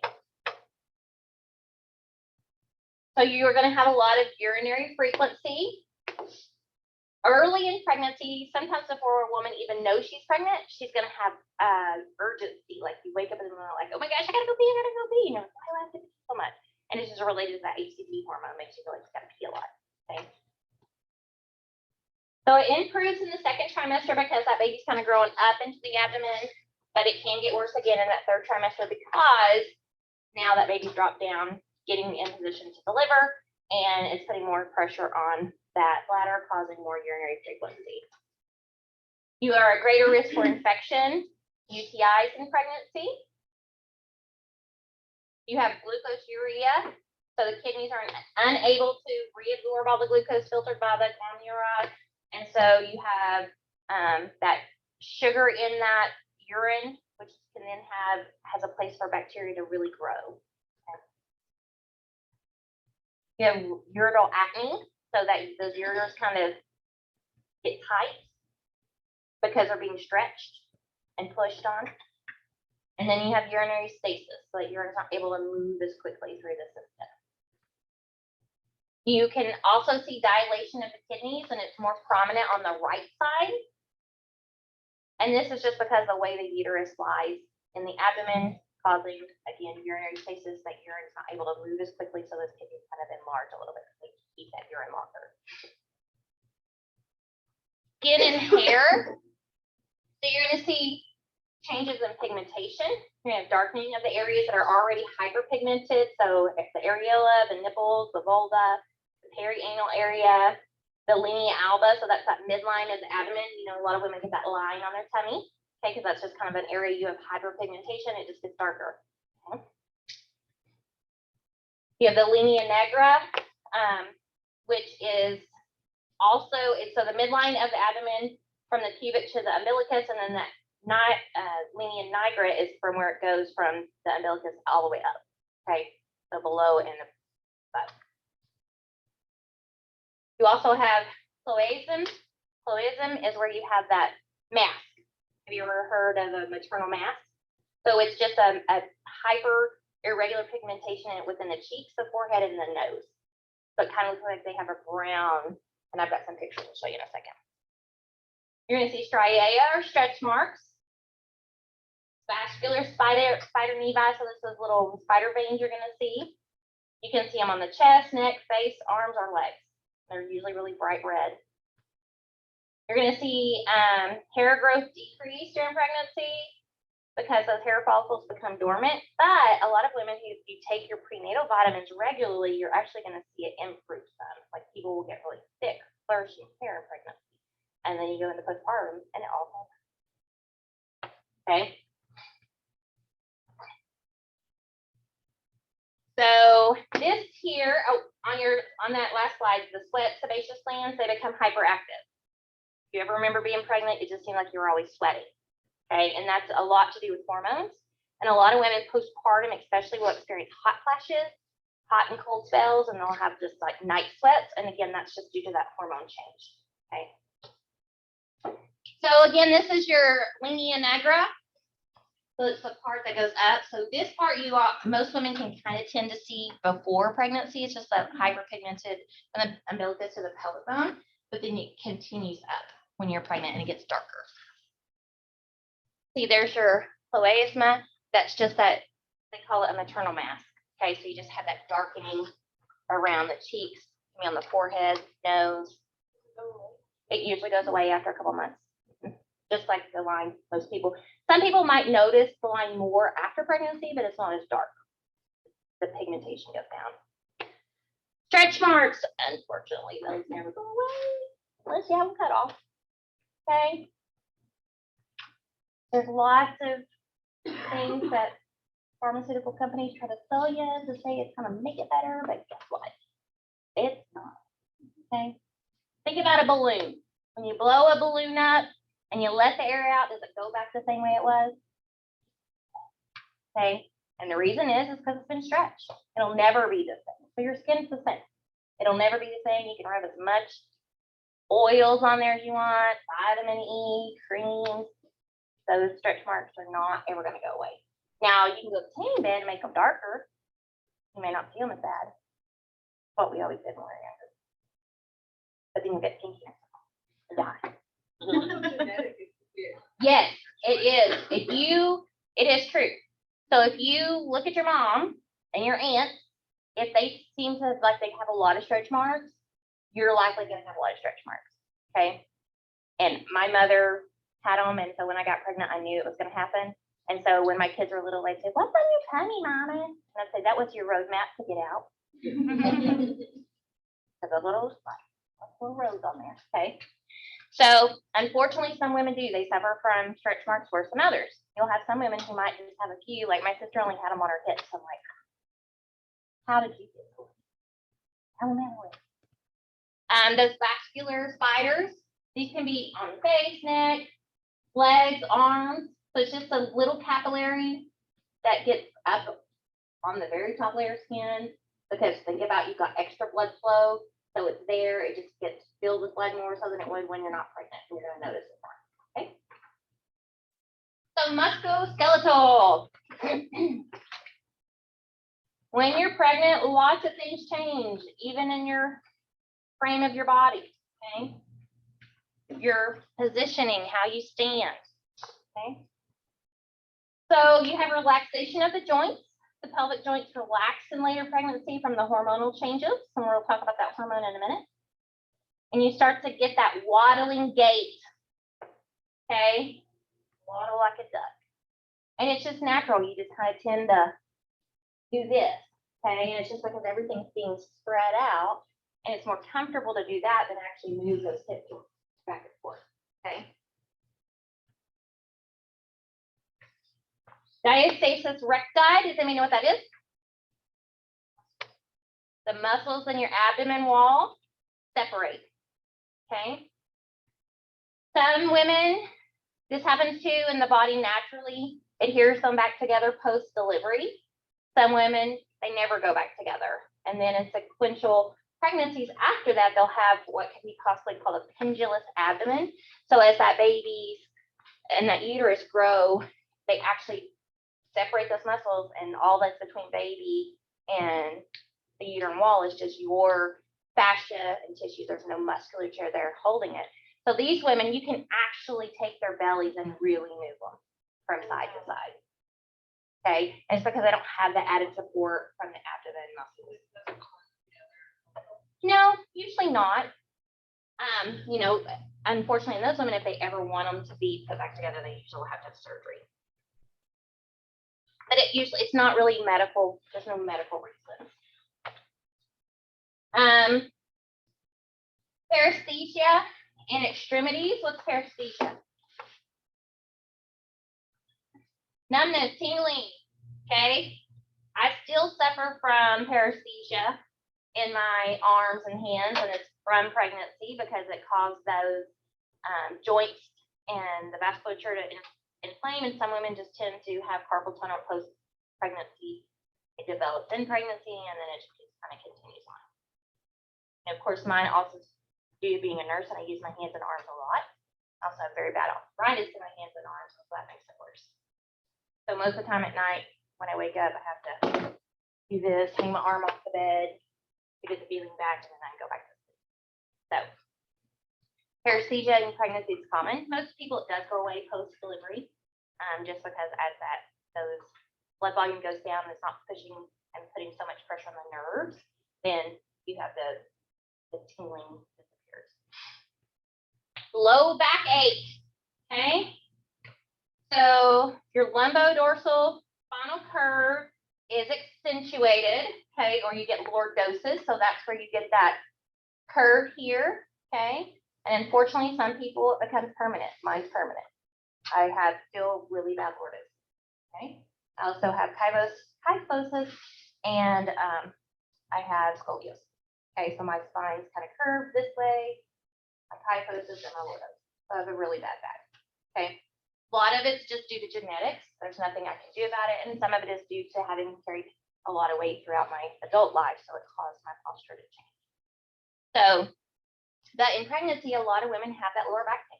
Okay, think you have an extra however many pounds because you've got, you're 40 weeks pregnant, you have a 6 to 8 pound baby in there. Okay, you've got amniotic fluid up to like 500,000 mLs. You got a placenta that weighs almost 2 pounds. Okay, you've got all that extra adipose tissue you might have added on because you like to eat stuff, and you're carrying it all here. So what's going to happen to your back? It's going to pull all these muscles. Okay, so that's going to cause back strain. And you'll have a lot of women who are afraid to get an epidural because they're like, oh, I fear after you get an epidural, postpartum, your back hurts. Well, your back doesn't hurt because you get an epidural. Your back hurts because you carry a baby for 9 to 10 months. Okay, that's what the back pain's for. And now it's not there, and your body's like, oh my gosh, what happened? And it's trying to go back to the way it should be, and it's uncomfortable.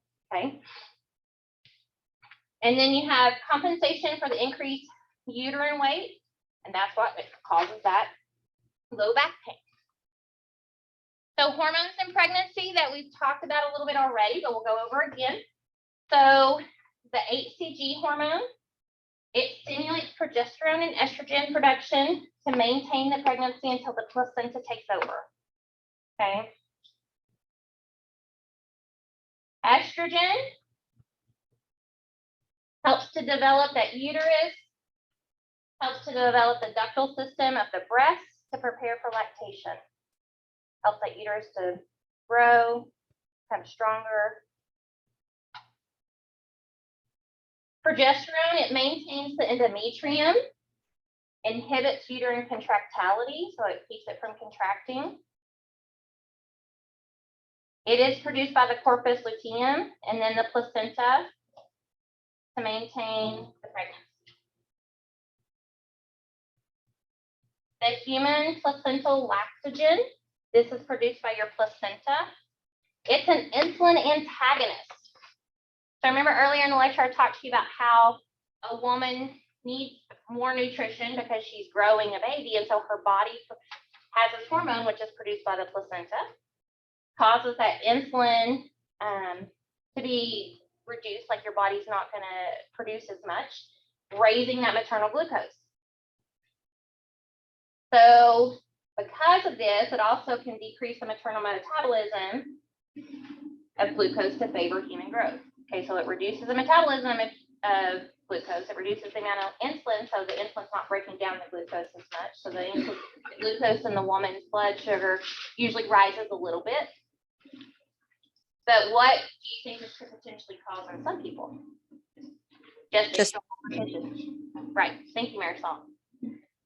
Gestational diabetes. Okay, if you have gestational diabetes, it's probably due to you already have a precursor to become diabetic later in life. We know this by studies.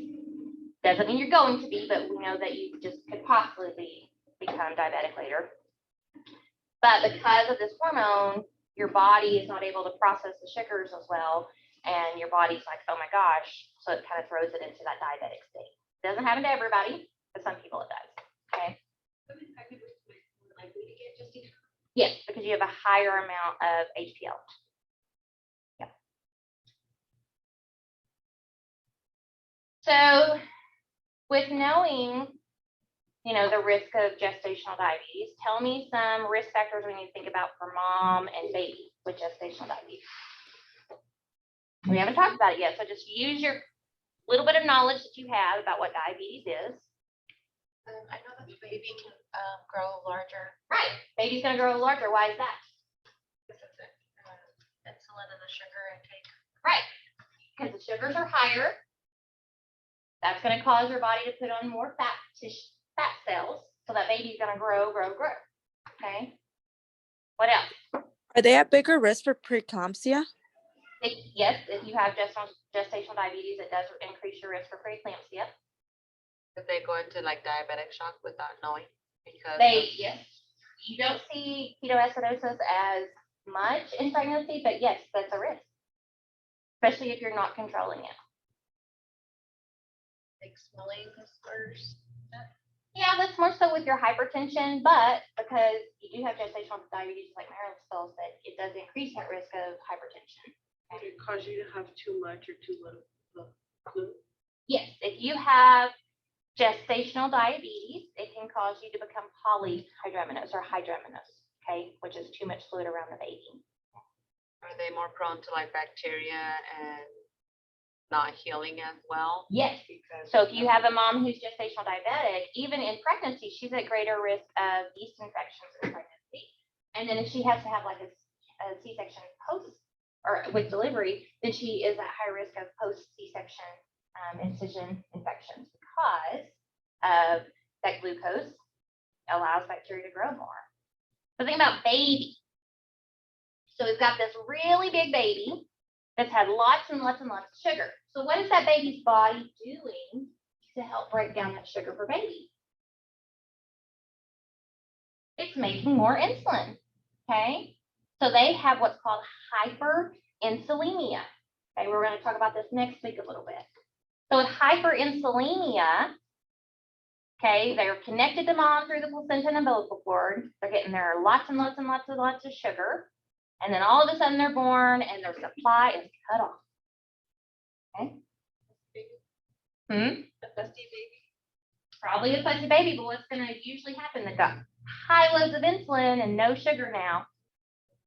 Hypoglycemic, their sugar is going to drop and it's going to drop fast. Okay. That why they do like constant blood checks on them. Mhm. If you have a diabetic mom, you're usually going to do glucose checks at delivery.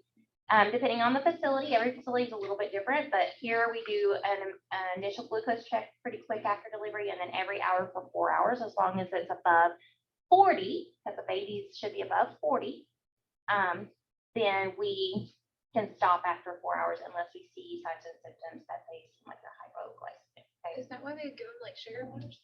We used to give sugar water for babies that were that potentially could become hypoglycemic, but now we know if we give them sugar water, their blood sugar is going to go up for about 30 minutes, and then what's going to happen? It's going to crash again because they don't have any protein or anything to go along with it to help keep it up. So we know the best thing we can do is either put that baby to breast if mom's going to breastfeed, or go ahead and start a little bit of formula, because we need to not only get the sugar up with the carbs, we also need to maintain it with the protein. So a diabetic mom is a big risk, not only for herself, but also for that baby. Okay. And like they could potentially keep being diabetic. It's not. There is a potential risk that it may not go away. You're going to see that it goes away more often than not, unless they're an older mom. You can see that happen because again, you're older. You probably already had maybe that predisposition. Can somebody tell me which ethnicities are higher risk for diabetes? Hispanic and African Americans. Okay, both ethnicities we know are higher risk for diabetes. And so if you have a person with that ethnic background and they're 43 years old having their 5th baby and her blood sugars are staying high post-delivery, then you are looking at, okay, do we have someone who's flipped from gestational to type 2? Potential. Same thing with blood pressure. Could happen. Okay. The next hormone we're going to talk about is that relaxin. What do you think relaxin does? Relaxes. It relaxes everything, makes those ligaments loosen. Okay. And why do we need those ligaments to loosen?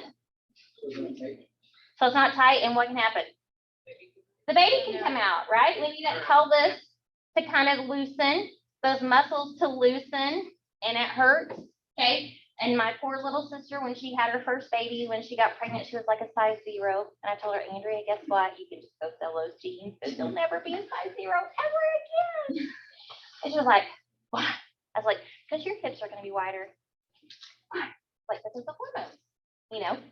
Unfortunately, most women, your shape changes post-delivery. Okay, so if you're this little bitty skinny rail like my sister was, she got curves post-delivery. And it's because everything relaxed. And it's going to go back somewhat, but it will never be the same. Okay.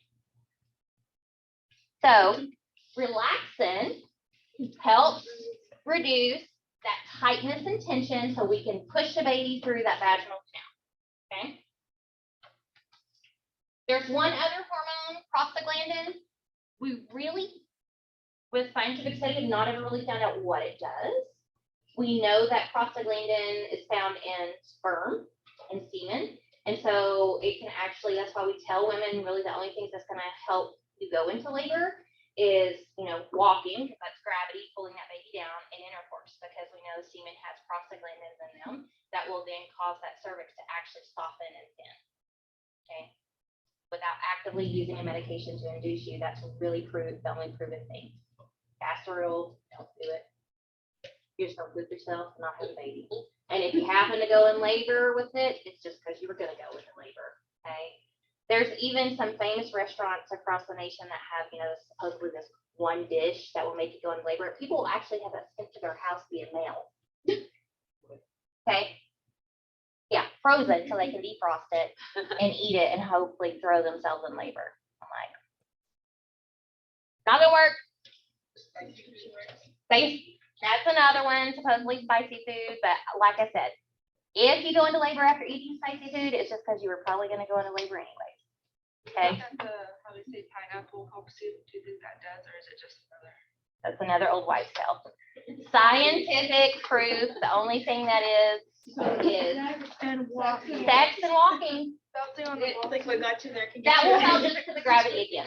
Yeah, bouncing on a ball just because of Put gravity. it there, can get it out. Yeah. There you go. So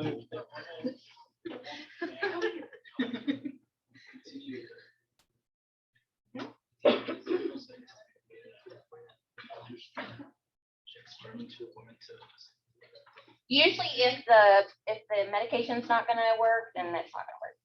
Because we do several different types of inductions, and we'll kind of talk about this more tomorrow with labor, but you might have heard of Cervidil. Cervidil is a hormone that's on it looks like a little piece of ribbon. And we put it right up against the cervix, and it kind of does the same thing as a prostaglandin. It's supposed to thin that cervix, soften it, so that way when we start the Pitocin the next morning, then it helps that cervix to be able to open more. Because what's the concept of Pitocin? What are we doing with that? We're making contractions, but what's the purpose of having her contract? Push the baby. Push the baby down against that cervix, which then as baby comes down against that cervix, what's gonna happen? It's gonna soften, open, and dilate, okay? Everything moving. Yeah, so that's the purpose of Pitocin. Pitocin does cause you to contract, but the purpose of contracting is so that you can dilate and that baby comes So- down. What if say the Pitocin doesn't work? Then you're gonna probably have a C-section. Okay? Doesn't also used for hemorrhage, right? Yes, we also do Pitocin. We give Pitocin if a woman's having bleeding post-delivery. Okay? But you can also overpit them. So say you have a lady who's been in labor for 3 days and you've been giving her Pitocin for 3 days. Just like any other medication, your body has been washed and with that Pitocin, and what's gonna happen, you're gonna give her more and the body's gonna like, oh, this isn't gonna do anything because I've already got a ton of it on board. Now, more is not gonna help anything. So that's when you have to switch to a different medication. And we'll talk about those medications when we do postpartum hemorrhage next week. Weight gain. In pregnancy. So we used to say the average weight gain was 20 to 30 pounds, 25 to 35 pounds, somewhere in there. And then as our obesity rate has increased in the United States, we kind of had to scale back, and we can't say, you can't go by the old wives' tale, you're eating for two, sorry. Your caloric intake in pregnancy only needs to go up by about 200 to 300 calories a day. Okay? And probably, if you were to write down a food diary, you wouldn't even need to do that. You were already probably taking in enough calories to be sufficient, because we're talking about on like a 1,800 to 2,000 calorie diet. Okay. So if you are at a normal weight, you gain about 25 to 35 pounds, and that's just not adipose tissue. Because remember, we talked about the size of the baby. That's the weight of the placenta. That's the weight of the amniotic fluid. That's the increased weight of the uterine cavity because that musculature is increased. Okay, so that's not adipose tissue. That is that total weight of everything. If you're overweight, 15 to 25 pounds. If you're obese, 11 to 20 pounds. If you're underweight, then you probably need to gain a little more. Okay, because you probably are not taking in enough calories. So you're going to increase your caloric intake. So your normal weight gain, that first trimester is going to be about 1.1 pound to 4.4 pounds. Okay, so first trimester is how many weeks? 12 weeks. Okay, so 12 weeks. Usually most women do okay that first trimester with weight gain because of why? You don't know they're pregnant. They don't know they're pregnant, and what else? They're throwing up. Okay, they got nausea, they got vomiting, they don't have an appetite, they don't want to eat. Okay, then once those hormone levels start to level out in second trimester, what do? Ooh, I want whatever your body's craving. Okay. Somebody tell me some weird cravings that you had or know someone had. It's not weird, but I always crave hot wings. Okay, hot wings, cheese sticks and what?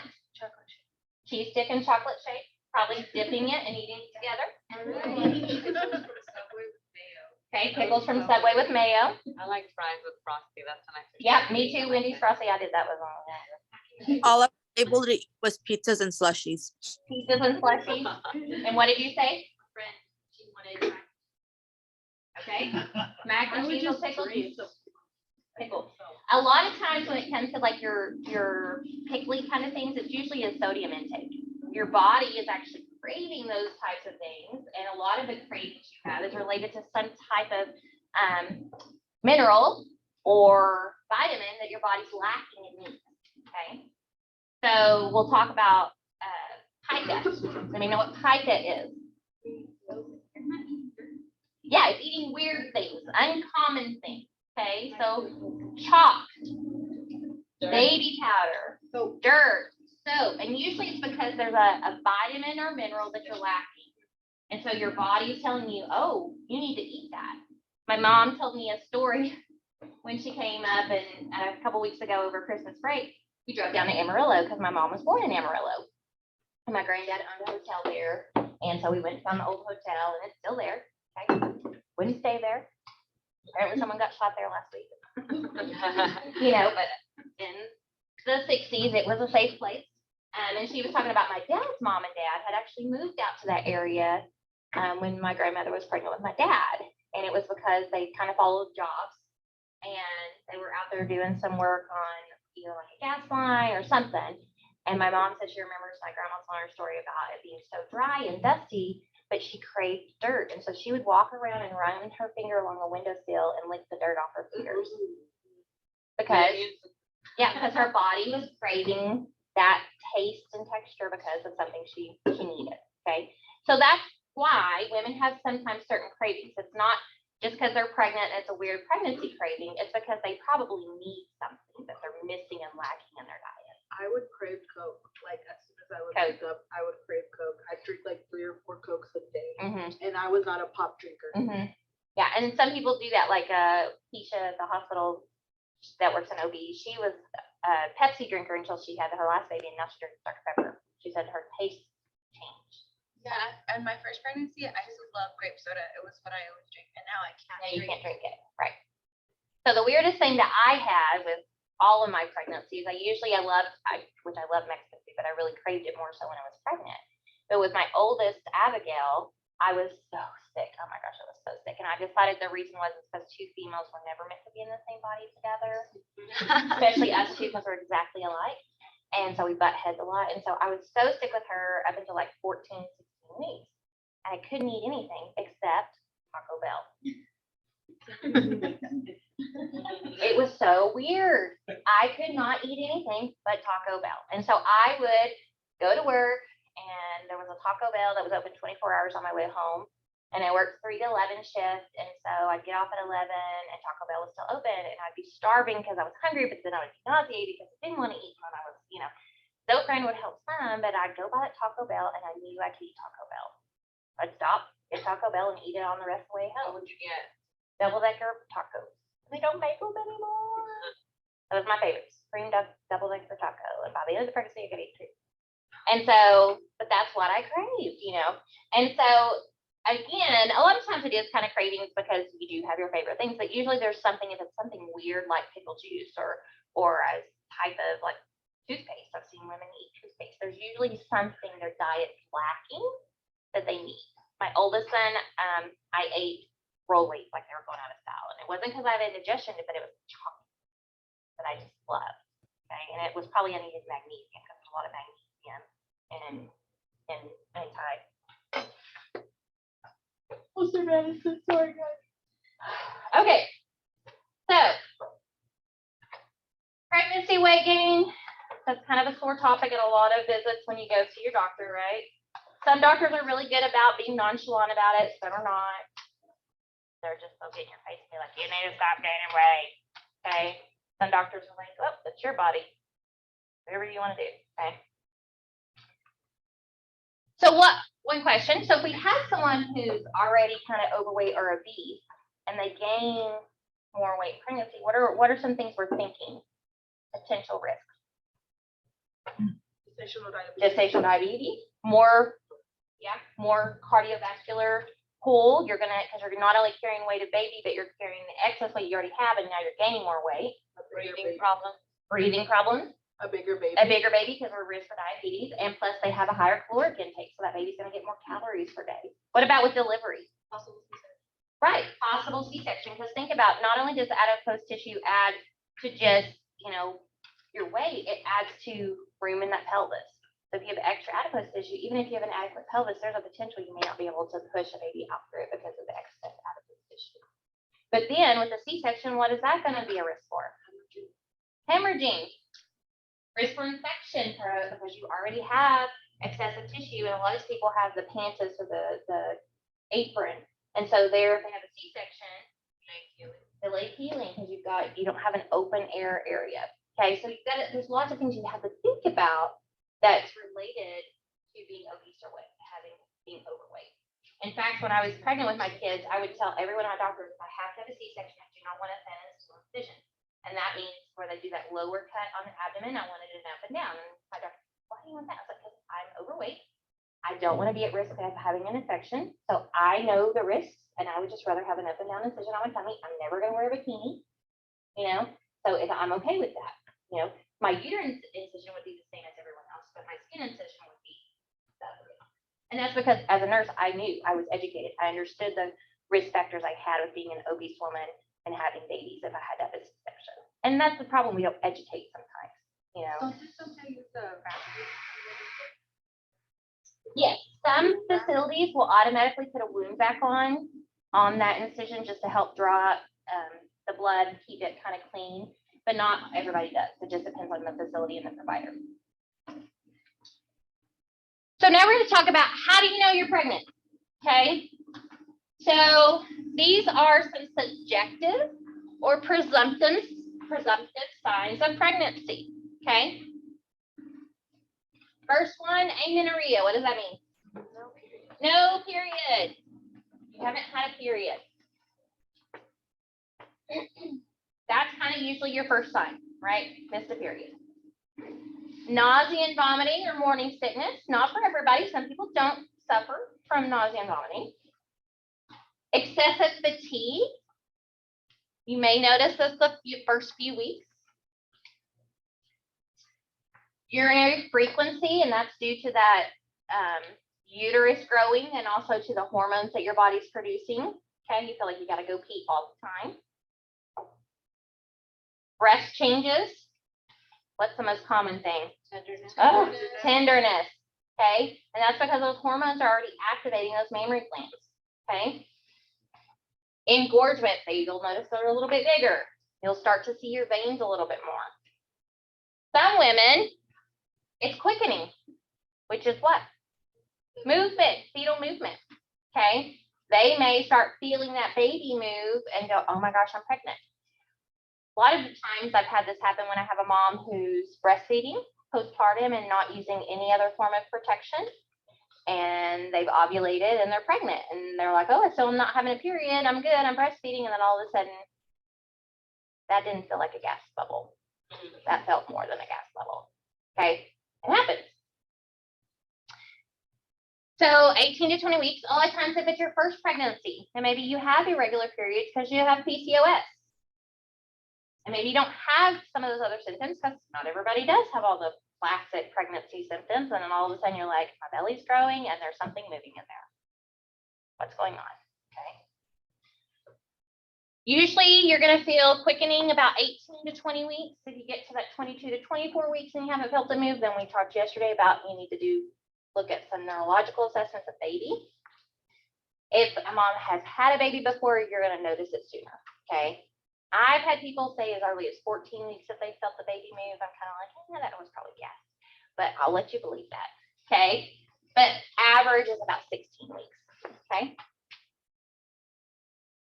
And I'm just going to tell you, those people that say I never knew I was pregnant, I don't believe it works. Even like really obese people. If they weigh 500, 400, 500 pounds, I could see because you have so much adipose tissue, potentially, yes. But these little bitty skinny people that, oh, I'd like to watch this doctor on TikTok who's an OBGYN, and she just actually moved to New Zealand. And she kind of rates those shows on TLC. I never knew I was pregnant. I didn't know I was pregnant. And so she goes through the clues and she's like, okay, I could see. And then she's like, no. I think a lot of it's denial. Because who in here has had a baby? Been pregnant? Okay. Think about when you're about 32 to 28 to 36 weeks in there and that baby's really active. How could you not? I mean, maybe if I was like 300 pounds. Right. If you're very large woman. But you can fake the brain, just like when you Yeah, have a yes, fake pregnancy. yes, you can have fake pregnancies. That is a mental health issue. But to actually be pregnant and have a 4, 5, 6 pound baby moving in your belly, and you say you didn't know it. I think it's a lot of denial. Okay. A lot of denial. Okay, so what are some objective signs of pregnancy? Okay, this is going to tell us probably you are pregnant. Okay. So you have changes in the pelvic organs. We see those Chadwick signs, which is what? The blue or purple cervix and vaginal canal. Or the Goodell sign. What is that? The softening, and the Hagar sign. Tell me. Make sure. I think the Hagar is the softening. The line. The line. Yeah. Okay. So then we have changes. Oh, McDonald's signs. Do you know what that is? The craving. The change in the fundal? It is the ease and flexing of the body of the uterus against the cervix. Okay.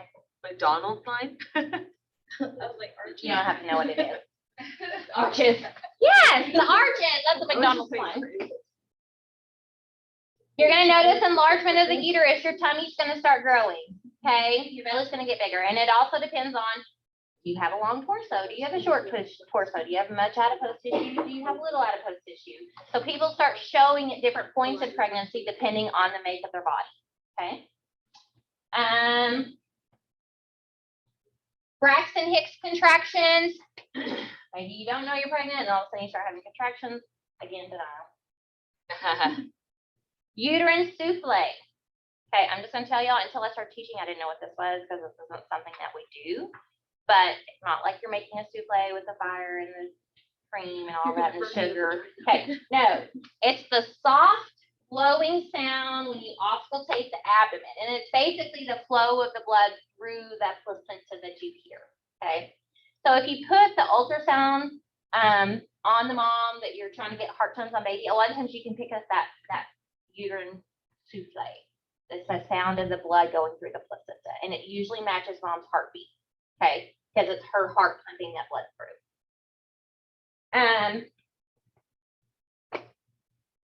This is most prominent between 13 and 28 weeks. You're not going to hear it as often after, unless you have an anterior placenta.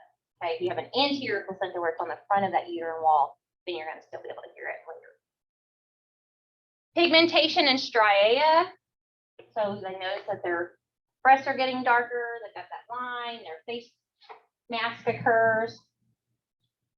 Stretch marks. The fetal outline. They can actually kind of see the outline of the back.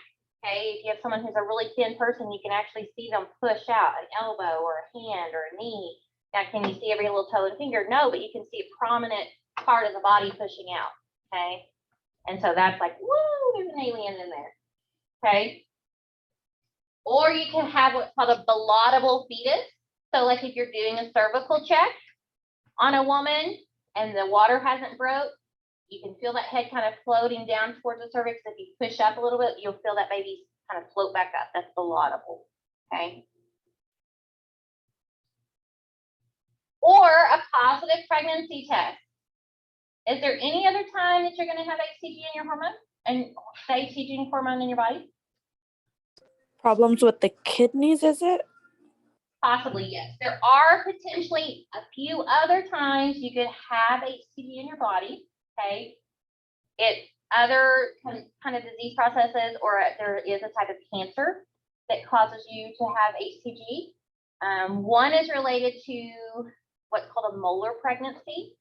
So a molar pregnancy is when you have fertilization, that as those cells begin to multiply and develop, it doesn't ever fully grow into an actual fetus or embryo. It might have partial embryonic parts.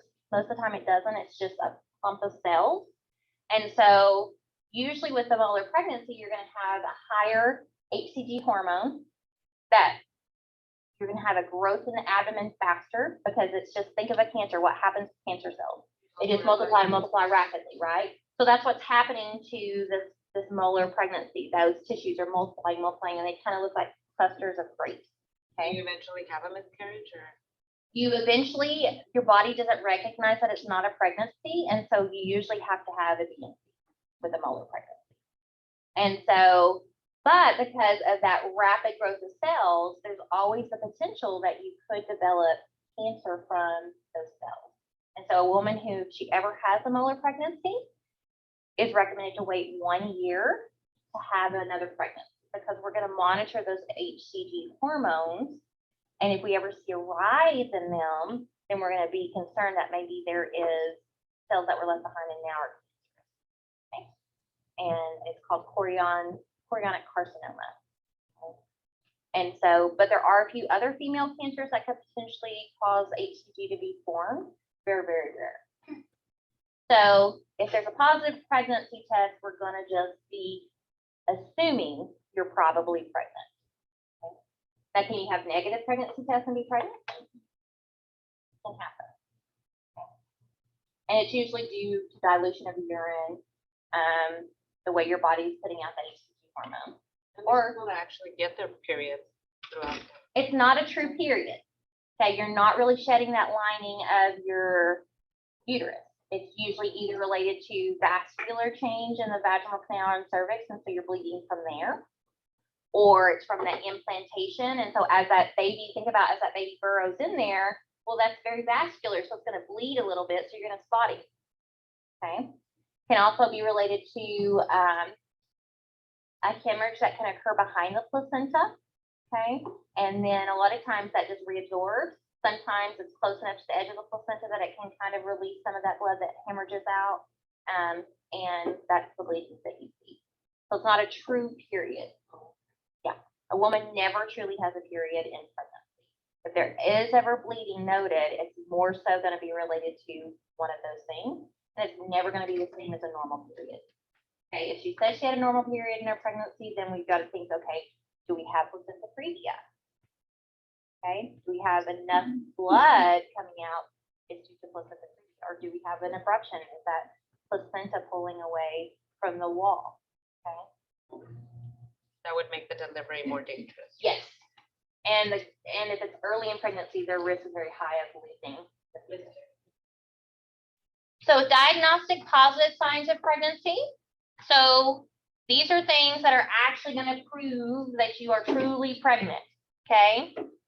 Fetal heartbeat. Can't deny that. Okay. Sounds totally different than mom's, right? It's not the bump, bump.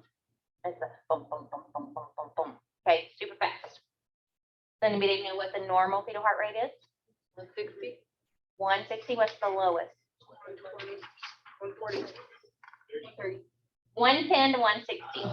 Okay, it used to be 120 to 160 years ago, but in the last probably 10 years, that range has changed because we do see term babies kind of tend to be in the 110s. If it gets below 110, then we got to look and see, do we have some neurological issues? Do we have some cardiac issues? Okay, so 110 to 160 is your average. Fetal movement felt by the examiner, so someone who actually puts their hands on the belly and you can feel that baby move. Okay. Or visualization of the fetus by an ultrasound. You put the ultrasound on there and you can actually see something. This is diagnostic. And then of course on the pregnancy test, we're going to do a urine and then we may even do a blood. And again, we're going to assume that's probably a for sure pregnancy, but if you have other symptoms or other things going on, then that's when you need to further investigate. Okay. So psychosocial responses to pregnancy. Is pregnancy always a positive thing? No. Sometimes it's not a positive thing. Okay, it can be a scary thing, especially if you're young. Okay, the youngest patient I've ever had was 12. Okay, Did she carry to term? she carried to term. She had a vaginal delivery. Okay, so it can always be a negative thing. With 43, it's still be a negative thing, right? Yeah. Watch. Surprise baby.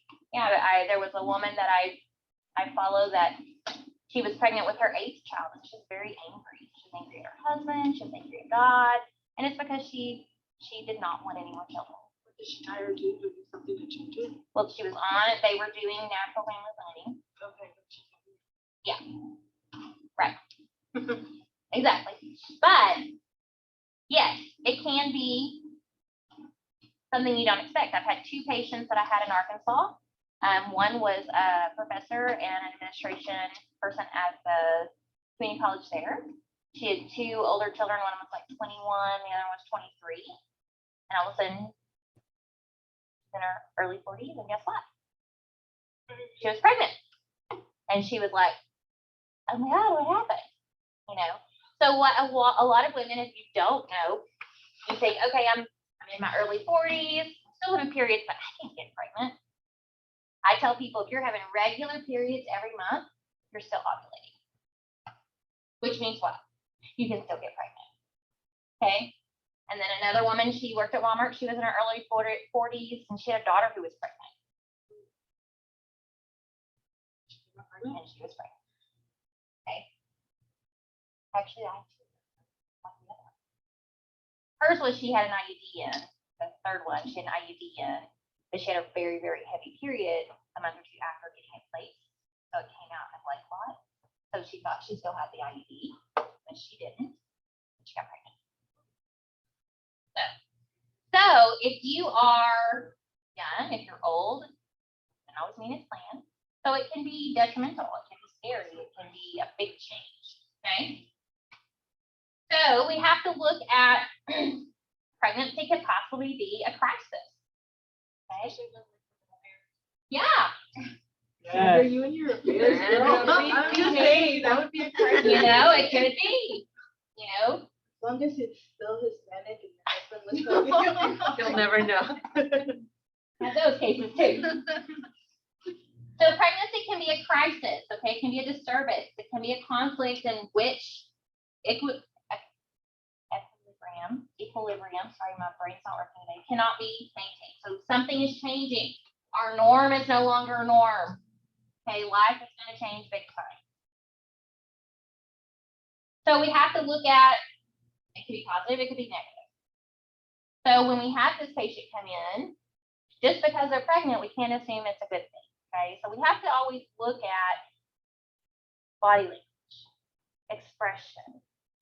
How are they responding? Okay, because if you are coming, you've got this patient coming in and you're like, oh, congratulations, and it's your first visit, and she's kind of despondent and not really responding, then we got to look at what's the issue here, what's going on. Okay, is she in an abusive relationship? Okay, so this is going to tie her to that person forever. Or they can't afford it. Maybe this is baby number 4 and they can barely feed the 3 they have. Okay, so there's lots of issues you have to consider when you are the nurse on the side of having a pregnant patient come in for the first time. If the crisis is not resolved, then it can result in maladaptive behaviors for the whole family. Okay, it may affect the whole family in the long run. Maybe they have some ambivalence. What's ambivalent? It is out there, but they kind of have like that, I don't care. Yeah, it's kind of sad, they don't care, maybe they aren't interacting with the pregnancy, they're not excited, they could care less if they have an ultrasound, they could care less if they hear the heartbeat, they just are like, I don't care. That's kind of like the attitude. Huh? Indifferent. Yeah, kind of indifferent. They have ambivalence. They, maybe they're unsure about being pregnant. They don't know what they want to do. Maybe they do want to go ahead and have an abortion or wish they miscarried. Okay. Sometimes if you have these women, sometimes as they go further along and they have that first ultrasound and they see the baby or they hear the baby for the first time, then that kind of changes their heart in a way. Then they're able to actually see that it is really real that it is a real being and that it might be okay. Okay? Sometimes you can have kuvad or kuvade. You know what that is? It's dad or the partner, significant other That has the craving. goes through the symptoms. There's dads that can have nausea, vomiting, morning sickness. Oh, they can get the cravings too. And it's just a psychosocial response that their brain is having to their wife or spouse or whoever being pregnant. Okay? So it's not super common, but it does happen. Okay? So you're gonna look at that dad and see how he's transitioning. Because yes, our patient is our mom, but we're assessing the whole family makeup. Okay, how is this family going to be able to care for this baby? How is dad's response? What's mom's response? Okay, so we've got this couple with us for 9 months if we're working in the clinic setting. So we got to kind of look at our game plan, especially if we know there's something already there. So they can even have sympathy pains in labor. I prayed for those, but I didn't get them. Okay, they can have sympathy pain. Usually dads who do have this symptom kind of usually have a better bond with baby and mom. And it's because they have the sympathy and the empathy, like they really feel what their spouse is going through. And so then when that baby comes, it's not just the mom's gone through this, they feel like they've gone through it, and that bond can be stronger from the get-go. Okay. It can also be called true love. I'm just kidding. Yes. True love. Love, true love. Do we know what that's from? Oh my gosh. Has anybody in here ever seen The Princess Bride? The what? Go home, Google it, and watch it, people. If you ever just need a brain break, watch The Princess Bride. That's so cool. He's gonna be like, no, The Princess Bride. I am just in a fall, guys. They know the Princess and the Frog. No, in 1987, it's still like a classic. I mean, like everybody knows The Princess Bride. It's really old. Yeah, I'm right. It's a good movie. Hannah, have you ever watched The Princess Bride? Yes. Yes.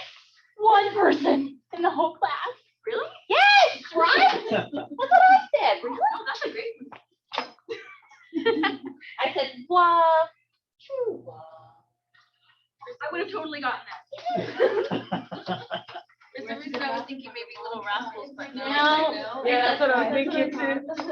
You gotta watch it. Okay, anyway. Antepartal assessment. Okay, now we're gonna talk about how we assess mom in pregnancy. Okay, so who has ever heard the terms G and P? She said gravida 1, para 0, gravida 2, para 1, gravida 2, para 0. Okay, if you've kind of worked in the medical field at some point, you've probably heard of G's and P's, or you've gone to your own visit and they said, how many babies have you had? Okay, so we're gonna break them down. Okay, so a gravida is any pregnancy. Even if it is a miscarriage, it ends in an elective abortion, it doesn't matter. It counts as every time a woman has a positive pregnancy test. Okay. And I have seen gravida 22, para 2. Okay. A lot of times this is someone who maybe is as obsessive about making sure she's trying to get pregnant, she's trying to get pregnant, she may have what's called a chemical pregnancy. So you have conception, so that egg and sperm meet. And so remember, as soon as the egg and sperm meets, what happens? Your body starts producing HCG. But maybe that egg doesn't fully implant or doesn't go into the right spot, so your body knows this, and so then you miss your period by 3 or 4 days, but then you start your period. But how soon can we test for HCG now? Very, very early. Yeah. I mean, sometimes I think one of them says 7 days. Like, and it's just how small the micro units of that HCG that it can measure. Okay. And so a woman then may take a pregnancy test 4 days before she's supposed to have a period, and she gets that faint positive line. Well, then 3 days after her missed date, actually she starts bleeding. Okay. And even though we had conception and really it is considered a pregnancy, we consider it a chemical pregnancy because it never truly implanted. Okay. It was just the hormone being produced because there was conception, but there never was implantation. Okay, so then they have their period and go on. If they would have never been trying and just been a few days late, would they have ever known they were pregnant? No. Okay. I have a really good friend that she was trying. She'd had a couple miscarriages, had a stillbirth at 24 weeks, and kept having chemical pregnancies. And I just encouraged her, wait, don't take it till you've actually missed your period, because yes, there's conception, but it doesn't necessarily mean it has to be the exact right condition. Remember how I said it has to be perfect. Has to be perfect for it to really work and be pregnant. Okay. So a lot of us, if we're not actively using birth control or other ways of controlling being pregnant, like abstinence, then we probably have more chemical pregnancies than most people realize. So think about how in your life, how many times you missed your period or had a period by a couple days late. Okay, you probably had a chemical pregnancy and didn't know it. Okay, so if you have someone who's actually taking those positive tests, yeah, you could really get way up there on how many gravidas you really had. But true pregnancies that implanted, most people are going to know that because they tested after they miscarried at 8-9. Okay, para. Okay, so your para, your P, is any delivery after 20 weeks. Okay. So I'm a gravida 5, para 4. Okay. But I only have 3 living children. Okay. Because I've had 5 pregnancies, 1 SAB at 8 weeks, 1 stillbirth at almost 40 weeks, and I have 3 living children.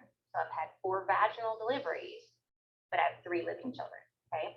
And there will be some places that would try to put me as a gravida 5 or gravida 4, para 3 before I had my daughter. And I'd be like, all right. I've had 4 vaginal deliveries post 20 weeks. I'm a G5P4. Okay. So then we break it down even more. Term pregnancy. Okay, so your T is for term. What's term? 38. 38 and above. Okay, 38 and above. 39 is what insurance considers, but ACOG it's 38. Okay, 38 and above. It used to be 37, now it's 38. Will insurance pay at 38? It will. If you go to natural labor. There's nothing questionable. Preterm, and it's actually like 37 and above, 38 and above. Preterm is really 36 and below. Okay, so that 36 to 37 weeks kind of can go either way, depending on what your baby looks like. Preterm is anything 36 weeks or below. So abortion, so a lot of people get confused about this. This is spontaneous or elective. Okay. So a miscarriage, the medical term for a miscarriage is a spontaneous abortion. Okay. This is just your body has naturally expelled the pregnancy. Elective is you've gone and you chose to have the pregnancy terminated. Okay. So abortions is either or. Living again is then living children.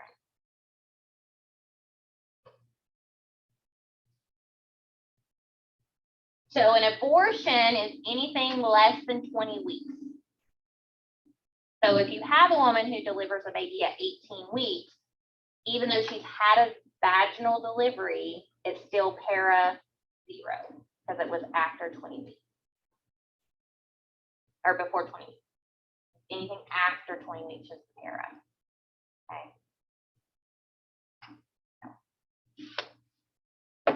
So how do we then determine the EDC, the EDD, the EDD? You'll see it every way. So what do you think EDC stands for? This is a hard one. Not conception. This one's not. We're not talking about conception. It's an old term. It's not ADMC, right? Estimated day of confinement. Yes. In the flood, right? Estimated day of confinement. That's the day you were gonna have to, because back in the 1800s, once you were pregnant, you didn't leave the house, right? Because then if people knew you were pregnant, what'd they know? You had sex. God forbid. Right? So it was the estimated day of confinement, the day she got pregnant and you could no longer go outside. Okay, isn't that funny? We still use that day. And then we also do EDC as estimated date of conception. What day did she get pregnant? But EDC, when we're talking about her due date, is estimated date of confinement. Okay, so when is she going to have to stay home with this baby? Okay, and be confined at home. Okay. Until when can EDD, they go out? huh? Until when can they go out? The baby's 5 and nobody Brother, knows. Really? Postpartum. EDD, expected due date. EDB. Yeah, expected date of birth, okay. Most people do EDD, expected due date, okay. So you take the lady's last menstrual period, okay. And again, we said yesterday, how many people truly know that? Very few of us. I mean, yeah. I mean, we kind of have an idea, okay? So you take the period, okay, and you take the month, and you're gonna subtract 3 months from there. So we've got December, got our last menstrual period is December 18th, 2013. So we're gonna go back 3 months, which is August. On our days, we're gonna add 7 days to that last period date. Our last date was on the 18th. We add 7 days to that, the 25th. And then you're gonna add 1 year. Okay, unless it's January, then it's gonna be the same. So is it always like the 3, 7, and 1? Always. That's the Nagel's rule. That is what we go by. And when we say that a woman is pregnant for 9 months, is it truly 9 months? No, it's like 10. It's 10 months. It's 10 lunar months, okay? Because a lunar month has 4 weeks. Okay, we say 9 months because a lot of months have 5 weeks. But truly, if we go by lunar months, you could say you've been pregnant for 10 months. But I think we say 9 because we don't want to have to say we've been pregnant for 10. Okay, Oh, yeah. so Nagel's rule, subtract 3 months, add 7 days. And then if it's in the middle of the year, you have to add a year. But if it's like in January, you're not gonna add a year because it's gonna be the same year. But if you know it's gonna be the next year, you're gonna add that extra year, okay? Very simple, don't confuse it. A lot of people try to make this very confusing. Subtract 3 months, add 7 days. Subtract 3 months, add 7 days. Subtract 3 months, add 7 days. Always a 3, 7. Yep, always the 3, 7. And then add the year if it will be the next year. That's pretty accurate. Very accurate. Very accurate. Mhm. What if they don't know their period? If they don't know their period, then they're gonna have a dating ultrasound. If you have no idea, like if say you were breastfeeding, you're like, well, period, I had this before I had my last baby. So like, Then you're gonna do a dating ultrasound. so why do they use the day of your last period if you technically have? Because it is confusing, because that's the first 7 days is considered the first part of your cycle. Okay, so you're shedding the lining. Okay, your ovaries are still starting to go through the process of needing to ovulate again. Okay, so when the first day of your last period is the start of your new cycle. Okay, because you're shedding the lining and prepping to be able to start being pregnant again. Okay, you shed for 7 days and then your uterus preps for 7 days and you ovulate within that 7 days. Okay, What if you're irregular? if you're irregular, it doesn't matter. As long as, if you know you have a period and that was your last period, you had to have ovulated. Even if your period before that was 3 months before, as long as you know the day. If you don't know the day at all, because you are irregular, then you're gonna have a dating ultrasound. Your irregular period, that means you ovulate like, let's say every 3 months. Right, exactly. And it could be due to lots of different things. Stress, you have PCOS, excessive exercise, diet, if you have anorexia, bulimia, that affects your periods. There's lots of things that affect your periods. So when I was pregnant, they had told me I was 10 weeks, Uh-huh. but when they did the sonogram, because I'm really irregular, I was only 4.5. Right, and it's probably because you had a period, you ovulated, and didn't have a period. Like you know what I mean? Like in there somewhere you skipped actually shedding the lining. Okay. So you ovulated, but you didn't ever shed the lining, and then you ovulated again. You know what I'm saying? Which can happen. Some women, usually it's not uncommon for a woman who doesn't use any type of hormonal birth control to skip 1 period a year. Okay, it's not uncommon. And so, say you had a period, you didn't have a period, and then the next month you don't have a period again, you're like, oh my gosh, what happened? So then you're going back to that last period you had and thinking you're 10, 12 weeks, but then when they actually looked at the scan, you're only 4 to 6 weeks, and it's because you ovulated at some point, that egg reabsorbs, but you never shedded your lining.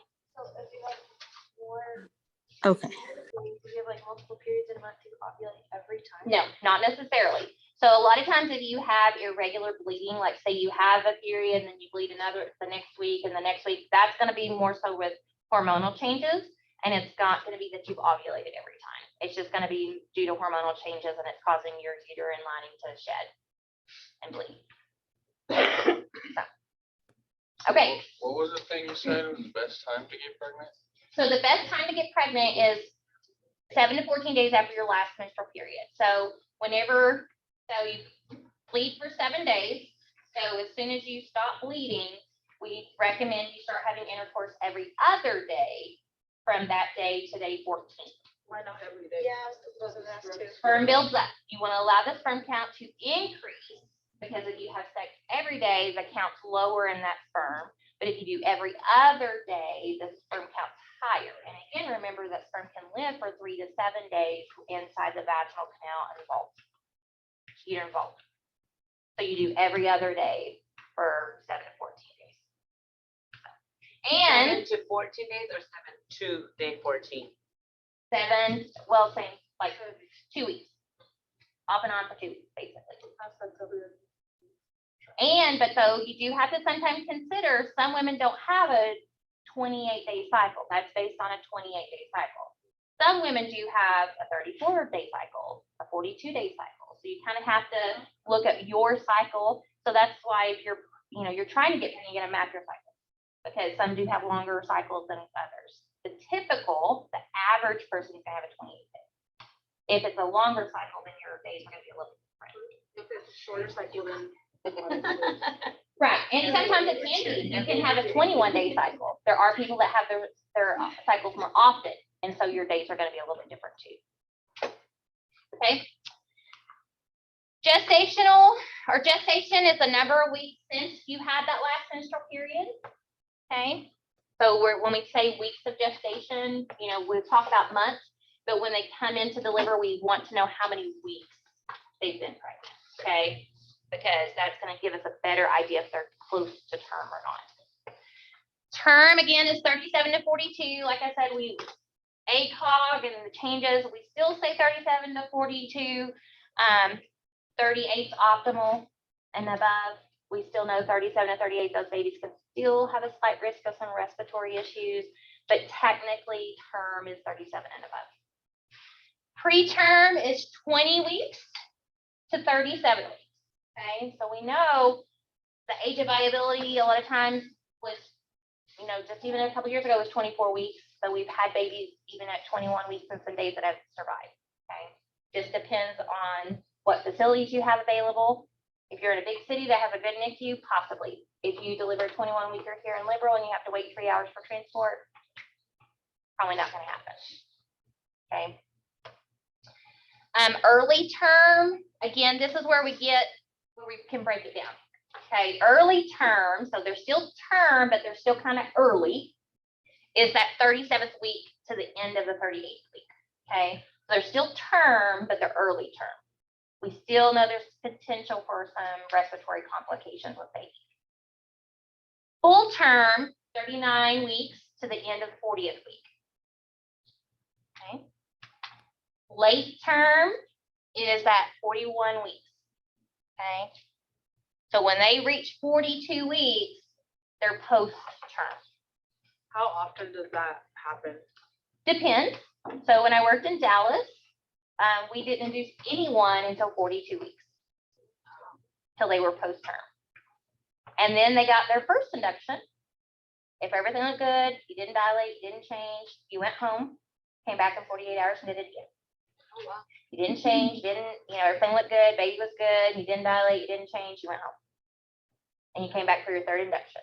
Could that be maybe because of like miscalculations also? Right, and that's kind of like I said, we have an idea, if we have a for sure 100% LNP with an early dating ultrasound, then we know for sure that they're gonna be 42, 43 weeks, like we're pretty 100% sure. But if we don't have those two things, then we're at greater risk of having some leeway. Now, with this post-term, with you after 42 weeks being induced and everything like that, are you looking at the baby, like sonogram, baby size, to see if she could? Yes, even- so if you get to 42 weeks post-term and say, there are people who choose, they're like, no, I want to go into labor naturally. Your doctor's probably going to recommend that you have biweekly non-stress tests. So that's where we go and put mom on the monitor. We look at how is baby reacting to what contractions she's already having on her own. And then we're also going to do what's called a biophysical profile. And so that's looking at how much fluid's around baby. Are they doing those respiratory breathing efforts? What is the weight? So they measure the length of the thigh, the head. There's several measurements they take and see how big baby is. Because if you're getting up to where you got a 9-pound baby and this is your first baby, then that doctor's gonna be like, you probably need to go ahead and induce. Okay. And there's most women, you mentioned that word, they're like, okay, I don't want to be pregnant anymore. Let's have a baby. Most people, but there are some people who choose that want to do it, let their body do whatever it needs to do. So, but you don't typically see many women go past 40, 41. Most of the time they're going to have already been induced.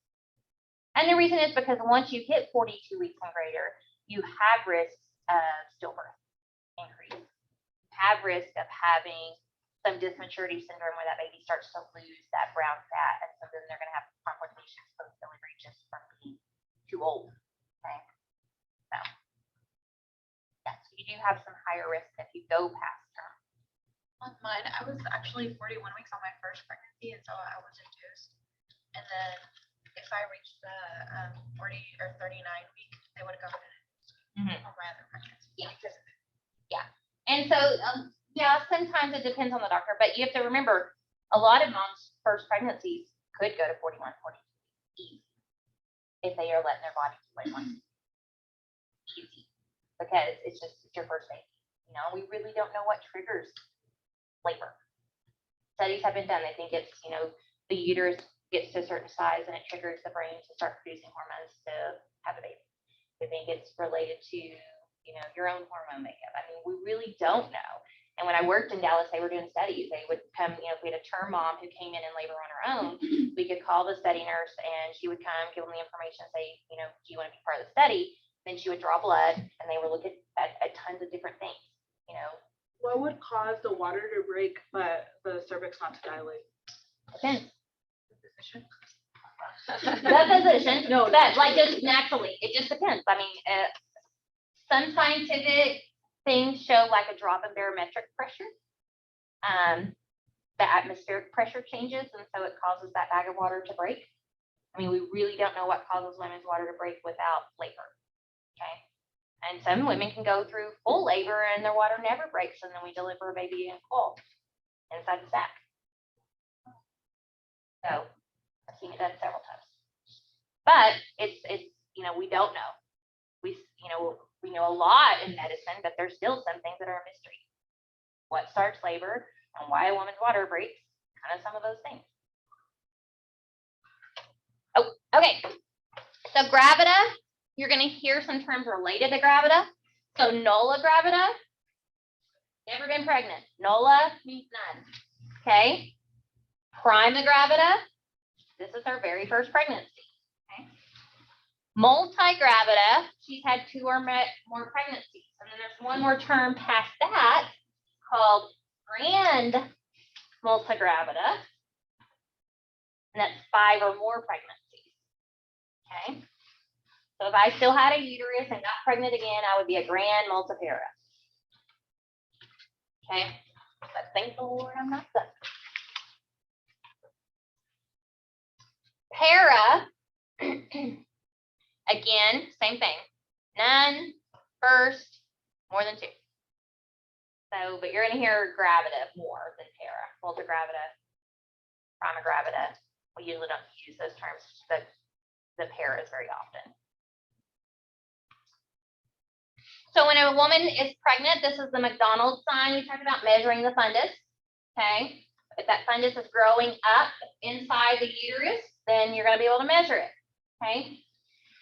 At 16 weeks, you're gonna be, or at 12 weeks, your uterus is gonna be kind of at the top of that pelvic bone, okay? So that's why sometimes you can't really hear the heart rate until 10 to 12 weeks, because it has to get above that pelvic bone. It also depends on adipose tissue.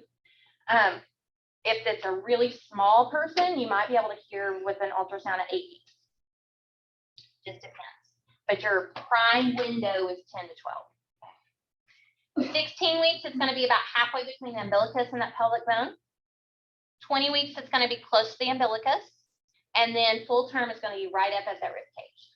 So can someone tell me how we measure? Say, inches or centimeters? Centimeters. So if a woman measures 32 centimeters, how many weeks is she? 32. Okay. Ideally, your amount of centimeters should match the amount of weeks gestation you are. Okay. So if you have a woman who's 32 weeks pregnant, but she's measuring 35, 36,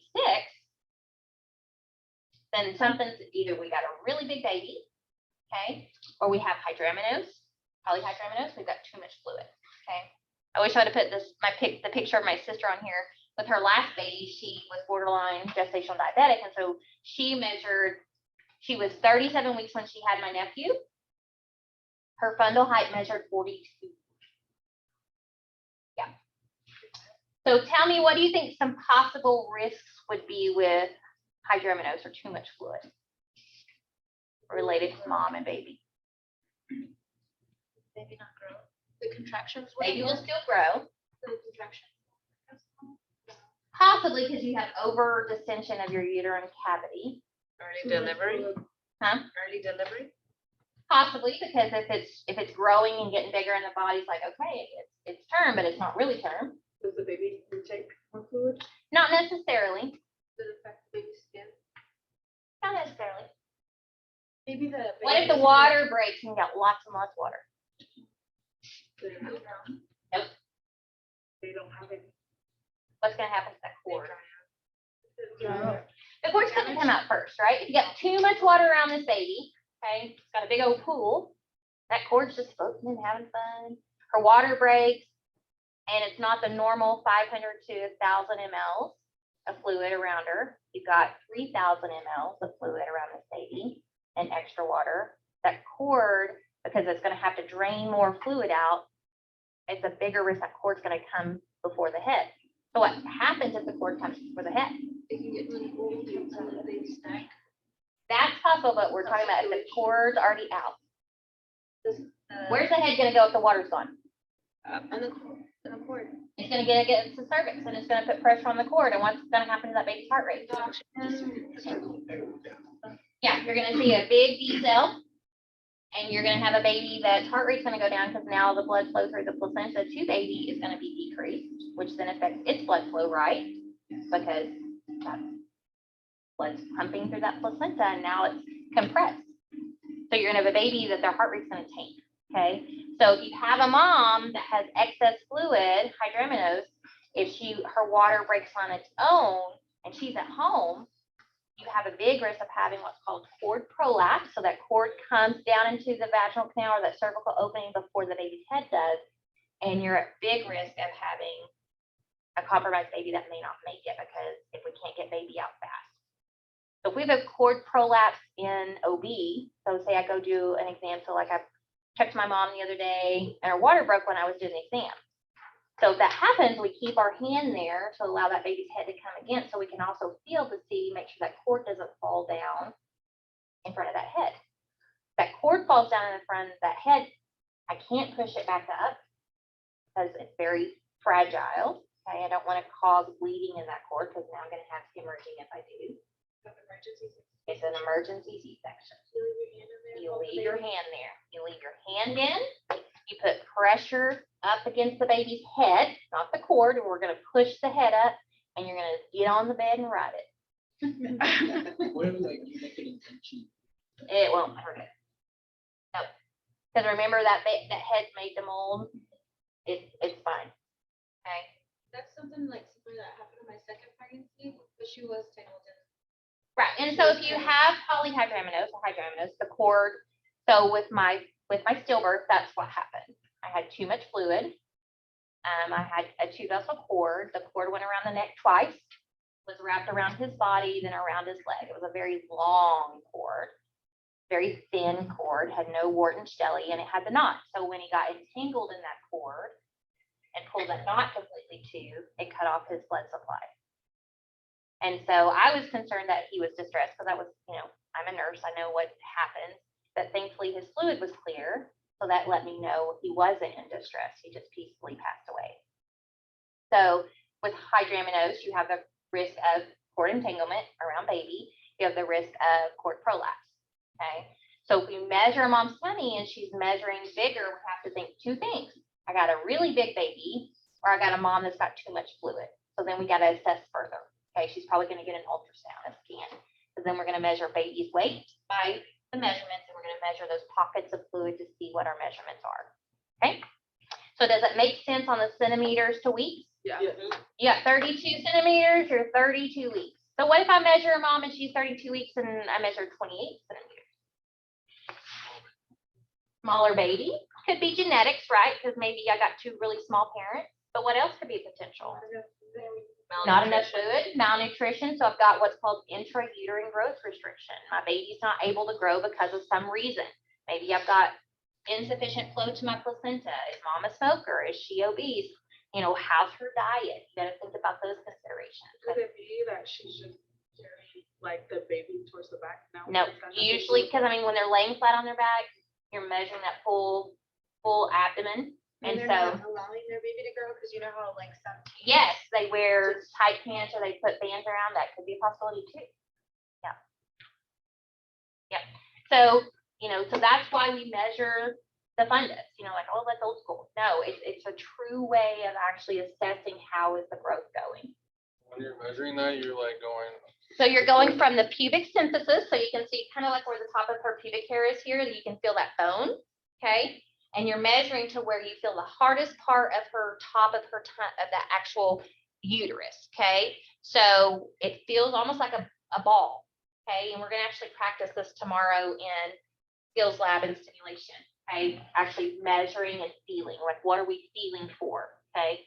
So until you actually feel it, it is a little hard to understand, but you're actually feeling kind of like for a hard spot, because the top of that fundus is gonna be very firm and hard, because it's protecting that baby, okay? So fetal heart rate, fetal heart tones. So this is going to be measured optimal between 10 to 12 weeks. Sometimes you can hear it as early as 8 weeks. Like I said, it depends on the size of your patient, adipose tissue, but most patients at 10 to 12 weeks, you're going to be able to hear the fetal heart rate via Doppler. Fetoscopes, there's actually some midwives that still use fetoscopes. That's a fetoscope there. So what it is it's a little cone shape that goes on the abdomen. You stick it on your forehead and you put the stethoscope in your ears. Now you have to be further along. You have to be 16 to 20 weeks to actually be able to hear it. Okay. And you can actually hear it through the abdominal wall. This is what they did before we had Dopplers. Doctors use the fetoscope to listen to baby heart rate. Okay. In a lot of third world countries, they still use fetoscopes because you may not always have access to electricity or batteries. Okay, so this is something you can use and not have to have either one of those things. An ultrasound usually is going to show a fetal heart rate at 6 to 7 weeks. That heart forms and starts beating at 5 to 6 weeks. So if there's 6 weeks or greater, you usually can start to see that heartbeat. Before that, you're just going to see that fetal pulse. Okay. So assessment of the pelvis, I just wanted to kind of give you an idea. This isn't something that you need to know. as far as testing, okay? You just have to remember that the head to the circumference of the opening of that pelvic bone have to match, okay? If that head's too big or that bone's too small, it's not gonna fit, okay? And we're gonna have what's called cephalopelvic disproportion, CPD, okay? So cephalopelvic, so that's your head to the mom's pelvis, disproportion. Either the bone's too small or the head's too big, one or the other. And that's gonna have to be a C-section. Years ago, they would actually, doctors in the 80s and 90s would actually kind of, when they did your first exam, they would try to feel the bone prominences and think, measure with their thought, okay, this feels this length, just like when you're doing a cervical check. We know this is 4 centimeters, this is 6 centimeters, this is 10 centimeters. So they would try to ideally measure the opening of that pelvic and let her know if they thought she had a sufficient pelvis to deliver a baby vaginally. So there was a lot of elective C-sections based upon the feeling of a physician thinking, is this going to be a big enough pelvis? Well, now we know that even though a woman may not have what is an optimal pelvis, they could possibly still potentially deliver. It depends on the size of that baby. So now we don't always do elective C-sections just based on that. We let them labor. And unfortunately, there are times that you have someone who labors for 24, 48 hours and then still end up with a C-section because the baby's head doesn't fit through. And it may not be so much because the head's too big or the bone's too small. It could also be position of baby's head. And we're going to talk about that tomorrow. So what are some screening tests that we do in pregnancy? Okay, these are things you should know. Every woman should have these done. Now, if they're less than 25 now, we don't always do a pap smear, okay, unless they have had quite a few sexual partners or have any concerns, then we might do a pap smear. Because we know HPV is prominent in young adults less than 25, and a lot of times your body can take and heal that virus and take care of those abnormal cells that might start to form. Doesn't mean we have to actually treat those abnormal cells. And so that's why it used to be 21, now the recommendation is 25 for your first pap smear. Okay. You're going to have a complete blood count. What are we looking at? Platelets, Red blood cells. red blood cells, hemoglobin, hematocrit, WBCs. Okay. We know it's going to be slightly elevated for the WBCs. Rubella. Why are we measuring rubella?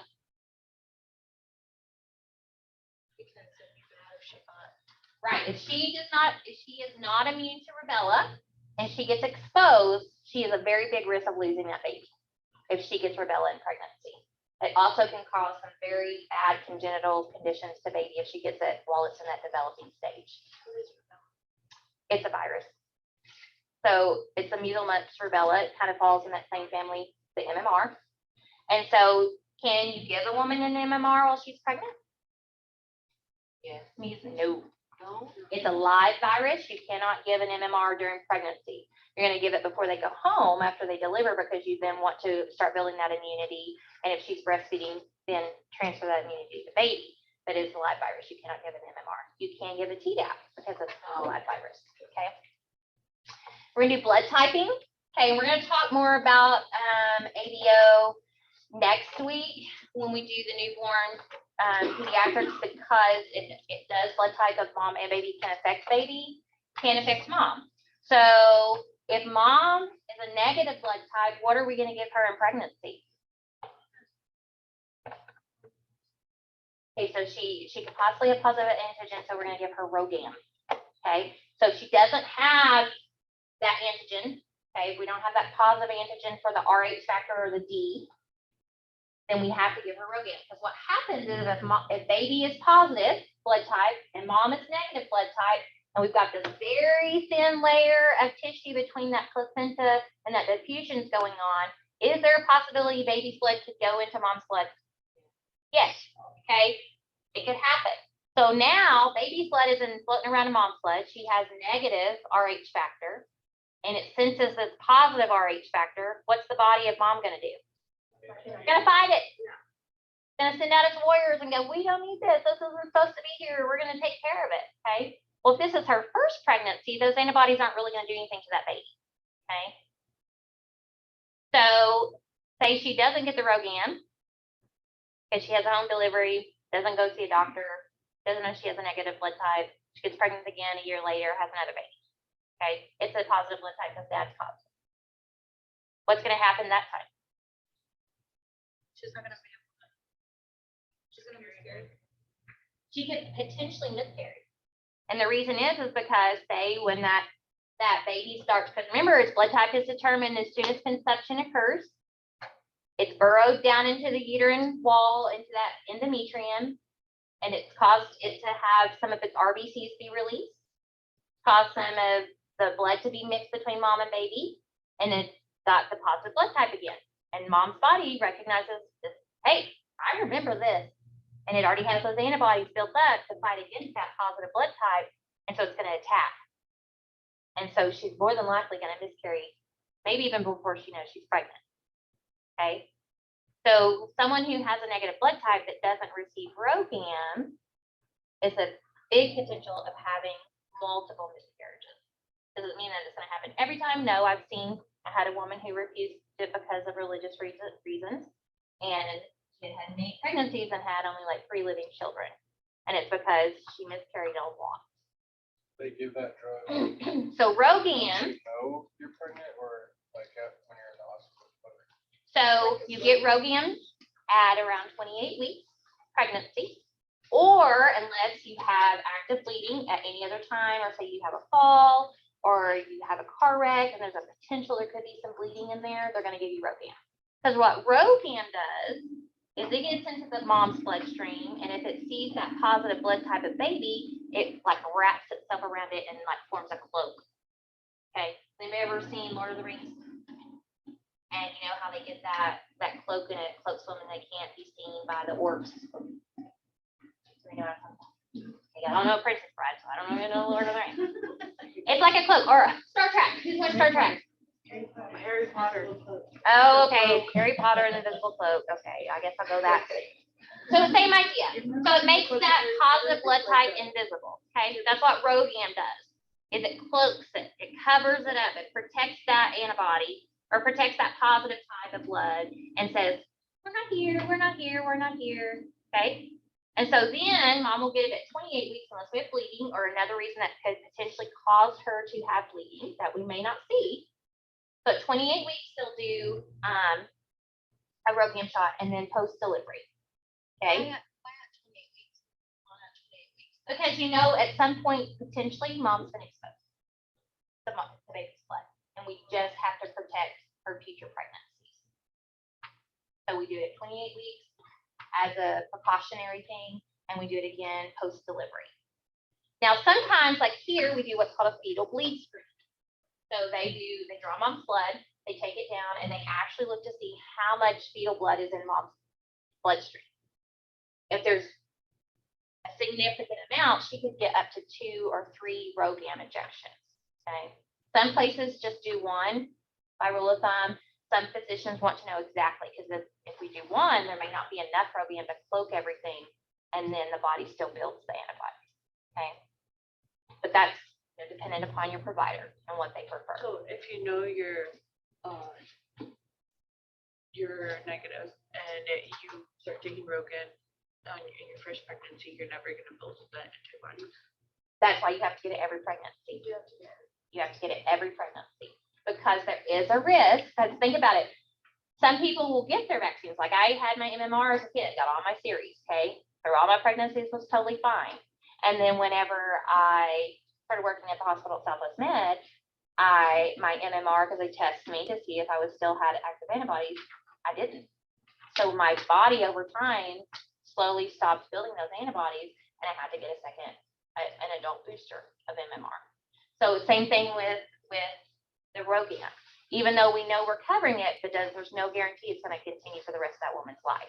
So we need to then again, it's best if we just go ahead and give it again. That's like with Tdap. Give Tdap every pregnancy just because we know it's going to help build more antibodies, even though mom may have some. But if we give it to her again, her body's going to build up a massive amount of them, and then we can protect baby that way. Okay. Okay. Hepatitis B screen. Okay, we're gonna screen mom for hepatitis B. Why? She can pass it to the baby. It's a blood-borne pathogen, okay?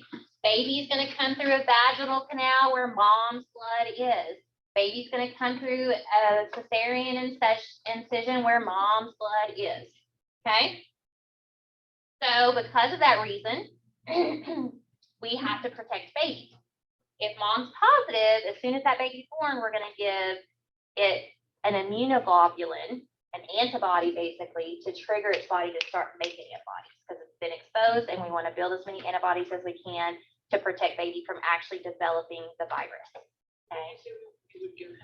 It's an immunoglobulin called HBIG. That's the abbreviation for it. You're going to give the HBIG, and you're going to go ahead and vaccinate baby against hepatitis B. Okay. But we're going to go ahead and give some active antibodies to start as the process of the body continuing to develop them. Like the first two things you give when a baby's born, the vitamin C. When they're first born, you do the erythromycin in the eyes, or antibiotic in the eyes. You can also do clindamycin, and you do the vitamin K. But if the mom is positive for hepatitis, you're going to give that HBIG as soon as possible. You're going to have it in the room ready to give it post-delivery. We're going to do STD or Group B strep. Why are we doing Group B strep?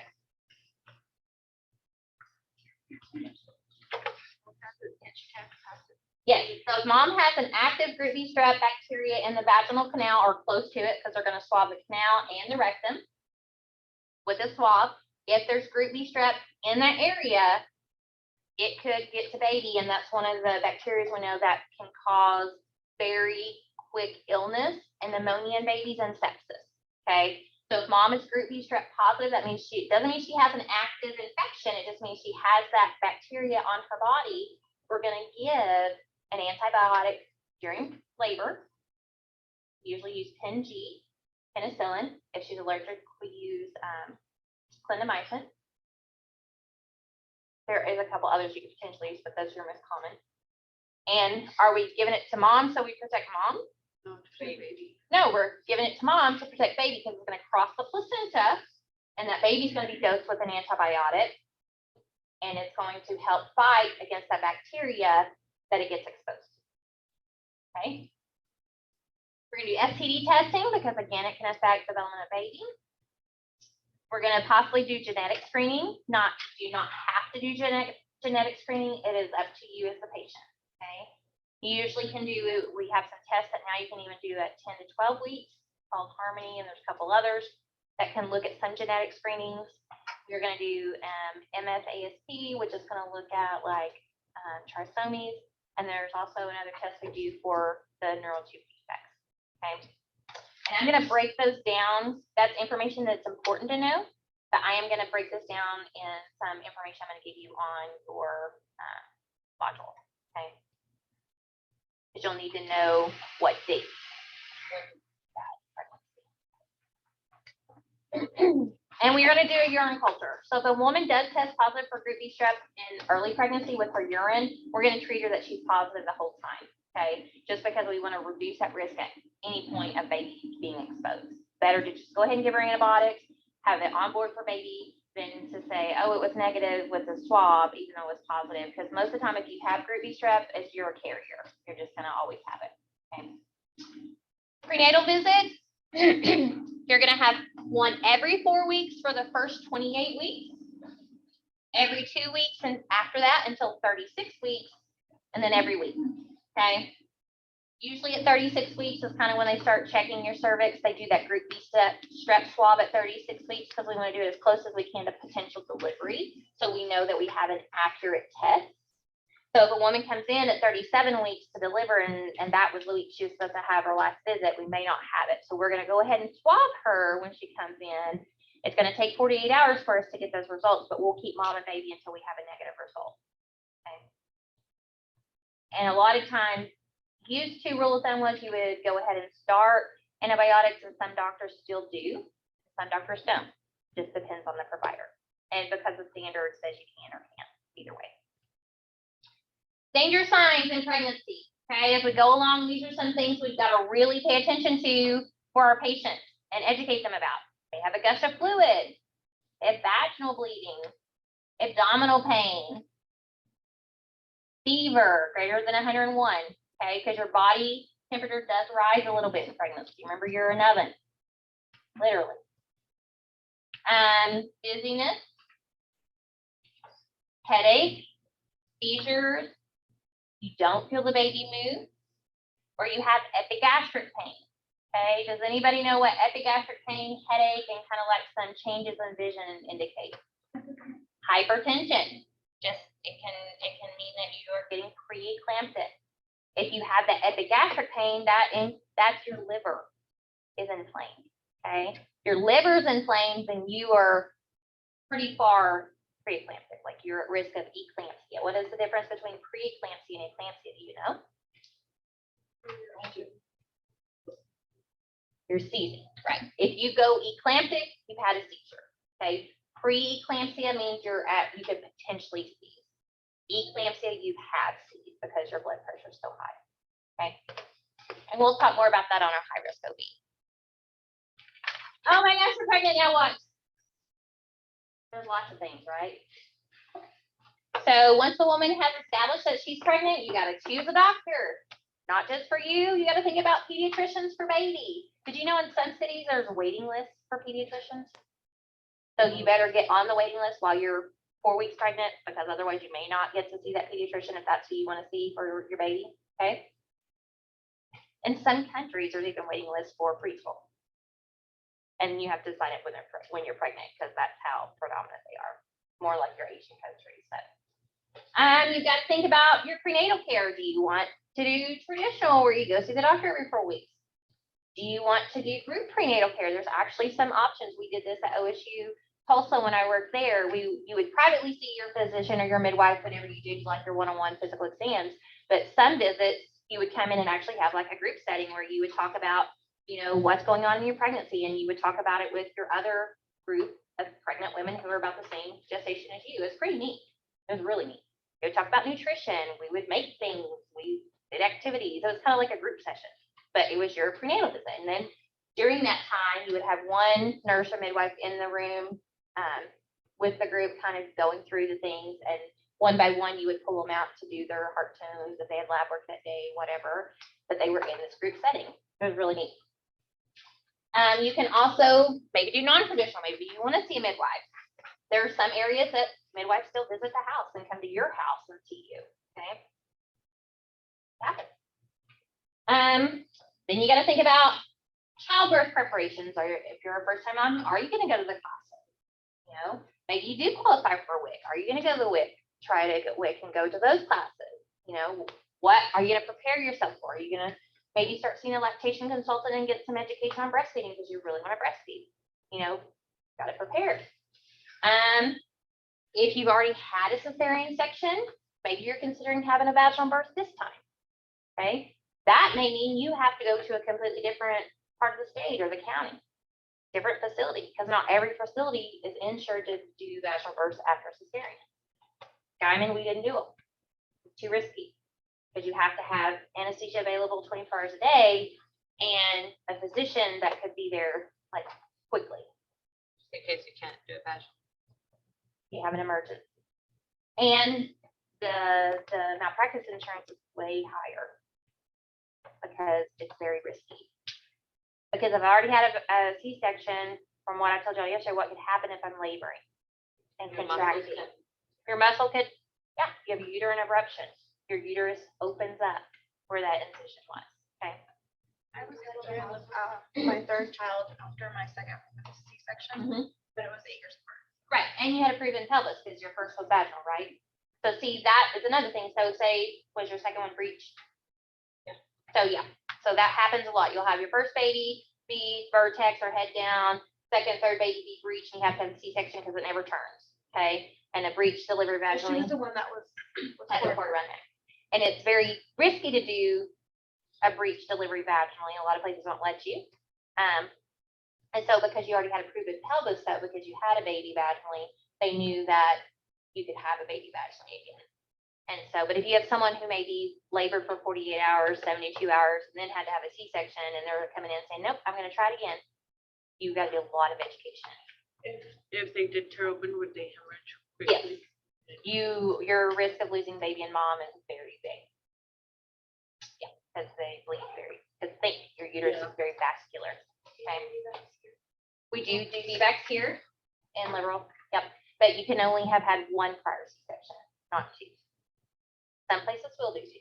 Very, very, very few. Okay. What is your birth setting gonna be? Are you gonna deliver in the hospital? Are you gonna deliver at home? I have a really good friend recently that had a baby at home. Would I do it? I've seen too many bad things. But some people choose to, okay? Are you gonna have a doula? You have a birth coach. You just don't let your husband stand there. Had some very supportive husbands, so husbands that are in here that eventually are gonna have kids, please support husbands. Hold her hand. Tagging her mama. There you go. Or bring the mom I in. got it planned out. We're gonna tailgate parking. lot. That sounds like a good plan. Well, Amanda, could you meet me in the parking lot? There I you want go. to save on the bill. Hey, make sure it's in the summertime so you don't freeze. Yeah, but you know, who are gonna use, I mean, I've had dads that literally were pushing and they're asleep on the chair bed. Oh, yeah, I went over and like, we're having a baby, 5 more minutes, mom, just. and literally slept through the delivery. Anyway, I'd be kicking him to the curb, but that's. But what are you gonna do? What support system do you want? Unfortunately, with COVID, this last 2 years has totally changed how we do our support system. Okay? At one point, we never here at Southwest Med never cut off visitors at all. Okay? At one point, it was just one support person and they had to stay in the room. Now you can have 2 support people, but that is including the spouse, so your spouse, significant other, and then another person, or whoever you want those 2 to be. But the husband does count as one of the 2. If you are COVID positive, you can have one support person and they can never leave the room until you're discharged. No children under the age of 8. And that's still the rule. And it's just because we're not just, trying to protect the public, we're trying to protect our patient pool. Okay. So if we have a lot of in and out people and we have a lot of asymptomatic people coming in and out, then we're going to expose not only one person that they're visiting, but everybody they've passed in the hall up there, the nurses that are going in and out of the room. And we're just creating a bigger pool of people that have been exposed. And so it's been really hard. There have been some facilities that cut off support people totally, where the women had to labor and deliver with just the nurse and the doctor. So if you have a teen pregnancy, like, and as a boyfriend, he'll be there because he's the father. Because in most states, if you are under the age of 18 and pregnant, you're considered an adult in the man's state. We're now the one in charge. So since we're almost to 12, I'm not going to make us do our presentations today. Okay. So this is what tomorrow's going to look like. So I already have a voiceover PowerPoint for the labor for tomorrow. Okay. So I'm going to upload that. It has the labor and fetal monitoring. It's a little bit different fetal monitoring than the actual PowerPoint I have up. The Keith RN one's really simple. So I'm going to go ahead and post it. Even though it has the fetal monitoring, y'all can listen to that part too. It's very educational. You potentially could have some fetal strips on the NCLEX when you do your RN. Okay. So like I said, we're going to do it now, but at some point in your 4th semester of I haven't talked to Susan about it yet, but I'm really going to encourage her to let me come in, offer a few classes that are optional, just kind of like a study time to do the maternity stuff review. Okay. Just so because you're learning it now, I want it to for you to do it again, so we can kind of review some of those important topics that you'll need to know for NCLEX. Okay. And I have some really good review things and study things that I've found in my research in the last 2 years of being an educator that I may just put under a module that says just resources. And one's an ATI maternity resource that just kind of has a layout of what you should know for NCLEX. Okay. Other ones are kind of pictographs that have some pictures that go along with them. It just depends on how you learn if that or word association stuff. So I'll just create a resource module, and as I find stuff, I'll throw it in there. Y'all want to look at it and see if it helps you, and it does, then good. If it does, you're like, nope, I'm good, that's okay too, okay? So this afternoon, if you want to come back at 1 and work together as a group on your antepartum, you can. So I want to open it up real quick, because I want you to see, because it looks a little bit different. I don't think you've not done one like this. This is by Think Like a Nurse. His name's Keith RN. So he is a nurse himself.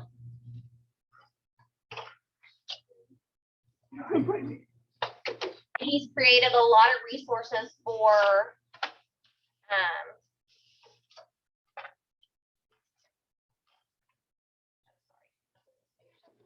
yes, that's what I'm talking about. Yeah, the case study.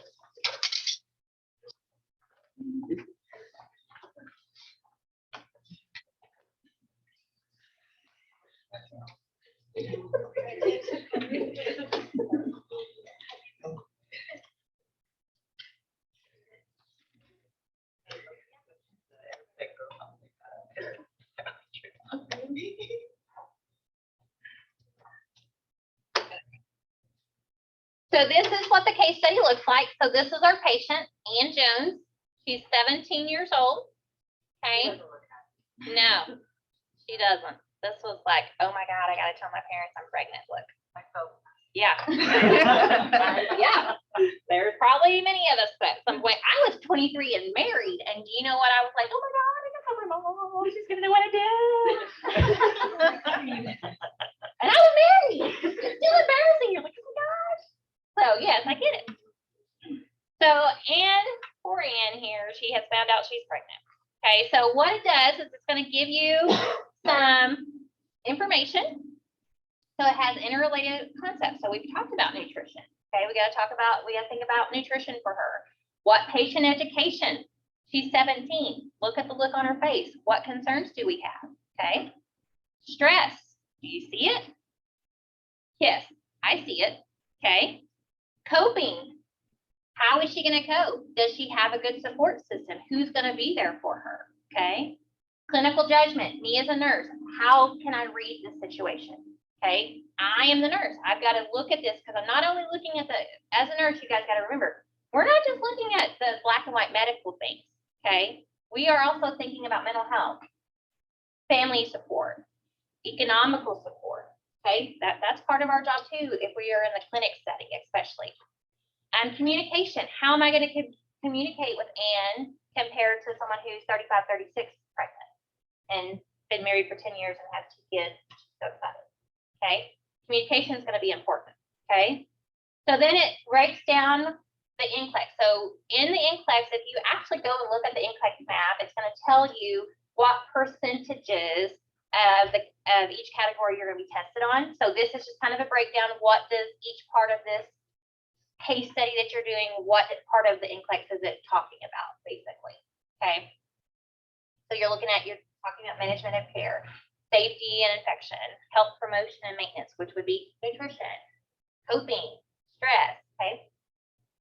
So here's our history. So you'll read your history and then personal social history. So one thing I think is great for you to visually see what's different is when you read this, if you're doing it on your computer, if you're doing it on paper, highlight.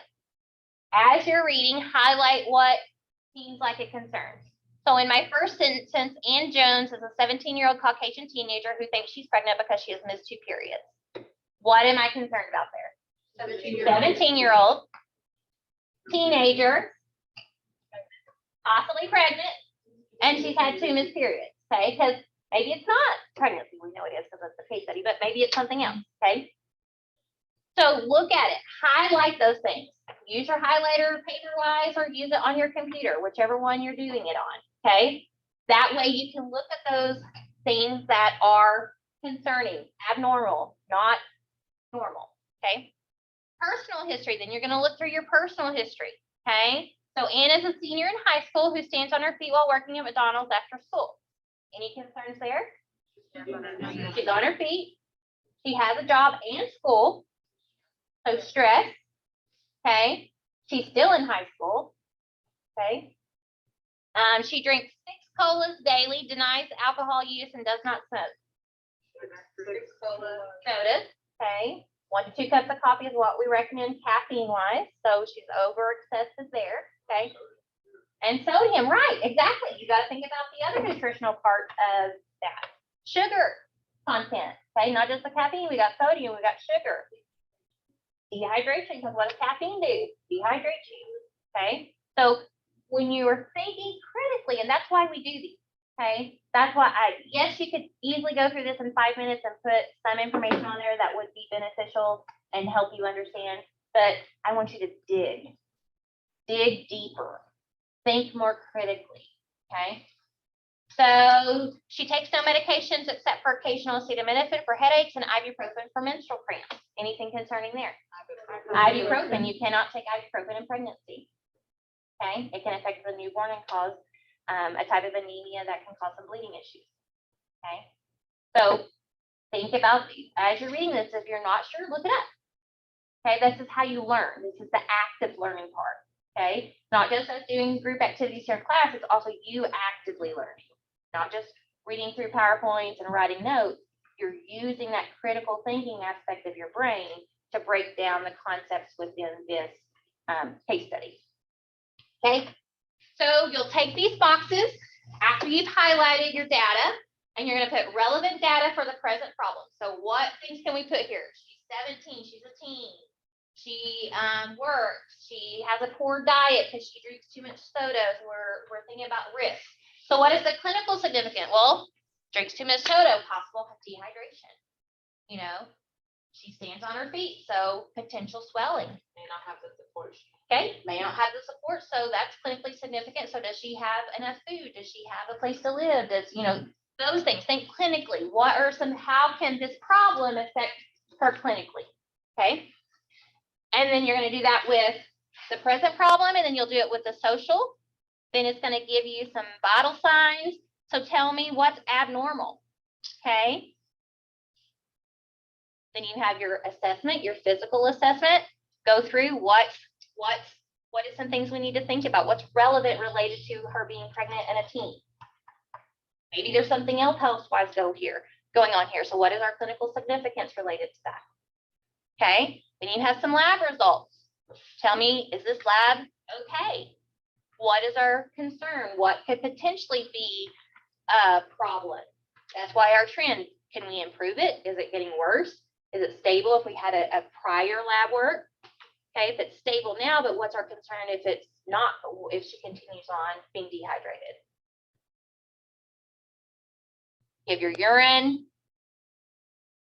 And so it just breaks everything down. Then you're going to go to clinical reasoning. Okay, so here's our problem. So remember, we're getting away from, in fact, I just read an article yesterday, nursing diagnoses are no longer on same sex. Okay, so we're getting away from that NANDA. At risk for hypertension related to obesity due to eating too much. Okay, that's a NANDA nursing diagnosis. Okay, now we just want the problem. Okay, she's hypertensive because she's overweight, obese due to her poor diet. Okay, that breaks down way much easier than at risk for, you know, and having it written a specific way. Now we just need the problem. Okay, then what's the physiological changes in your own words? Tell me. What's the problem? I don't need medical terms. I just need you to explain to me so I can see how your brain's working. Okay. And then what's the primary concept? Okay. Well, she's a teen pregnancy. She's at risk for these things. So, you know, what is our concept? What are we going to do for her? And so you'll do that. Then you have your collaborative care nursing. What nursing priority will guide you in your plan? So us as a nurse, yeah, we have some medical diagnosis, but what is our nursing interventions going to be? Okay. Education, teaching, okay. Finding support services. Okay, what as a nurse can we do? And then what body system will you assess most thoroughly based on the primary priority need? So based upon that information you have. What is the worst possible, most likely complication to anticipate based on the primary need for this patient? What psychosocial holistic care priorities need to be addressed for this patient? And then we have a 12 weeks later. okay? And you go through and you have more labs. And I want it to be in depth, but you know, don't take 10 hours on it, okay? It shouldn't take you more than an hour to 2 hours to really complete this, okay? So this one needs to be done before tomorrow. You can look at labor and delivery one for tomorrow. So I'm going to take the labor and delivery one and I'm creating kind of a simulation. So we'll actually kind of go through those steps of the case study in simulation. But then we'll go back and fill in based upon what information we have in our simulation and what's on our paper. Okay. So you actually will probably be able to fill out some of your information as we go along tomorrow afternoon. Okay. But you want it done by tomorrow. The antepartum one needs to be done by tomorrow, even though it's not due till Monday, because you need to know the information to be able, so you need to know her. You need to know Ann, what's going on with her, what's her problems. So that way now she's coming in labor, we know what her labor is, okay? So you'll complete that. There's an ATI that's a prenatal and newborn teaching. So you're gonna go through and teach prenatal information and then of course newborn, but we're doing newborn next week, but it's combined, so I couldn't separate it. And I think that's it. Okay, so just get that case study. You have the ATI, but you do have till next week for the ATI. Okay, but if you have this afternoon to do it, I would suggest doing it if you don't have anything else to do. Okay, I will be in my office this afternoon till 3. So if you have questions, you can email me, call me if you're gonna be up here. Come find me, okay? Like I said, you don't have to come back and do it here, but if you wanna come back at 1 and do it as a group, you can. Otherwise, you can do it at home, okay? Just make sure you have the antepartum one done by tomorrow so we can then carry on to our labor and delivery one. Any questions? The group doesn't matter, the group. I don't care how you do it. All 30. The last slide. There's another one? Yeah, there was 2. What to teach and then. Yeah. Yeah, just the education. Yeah, that's the question. So we talked about throughout the thing what to teach, okay?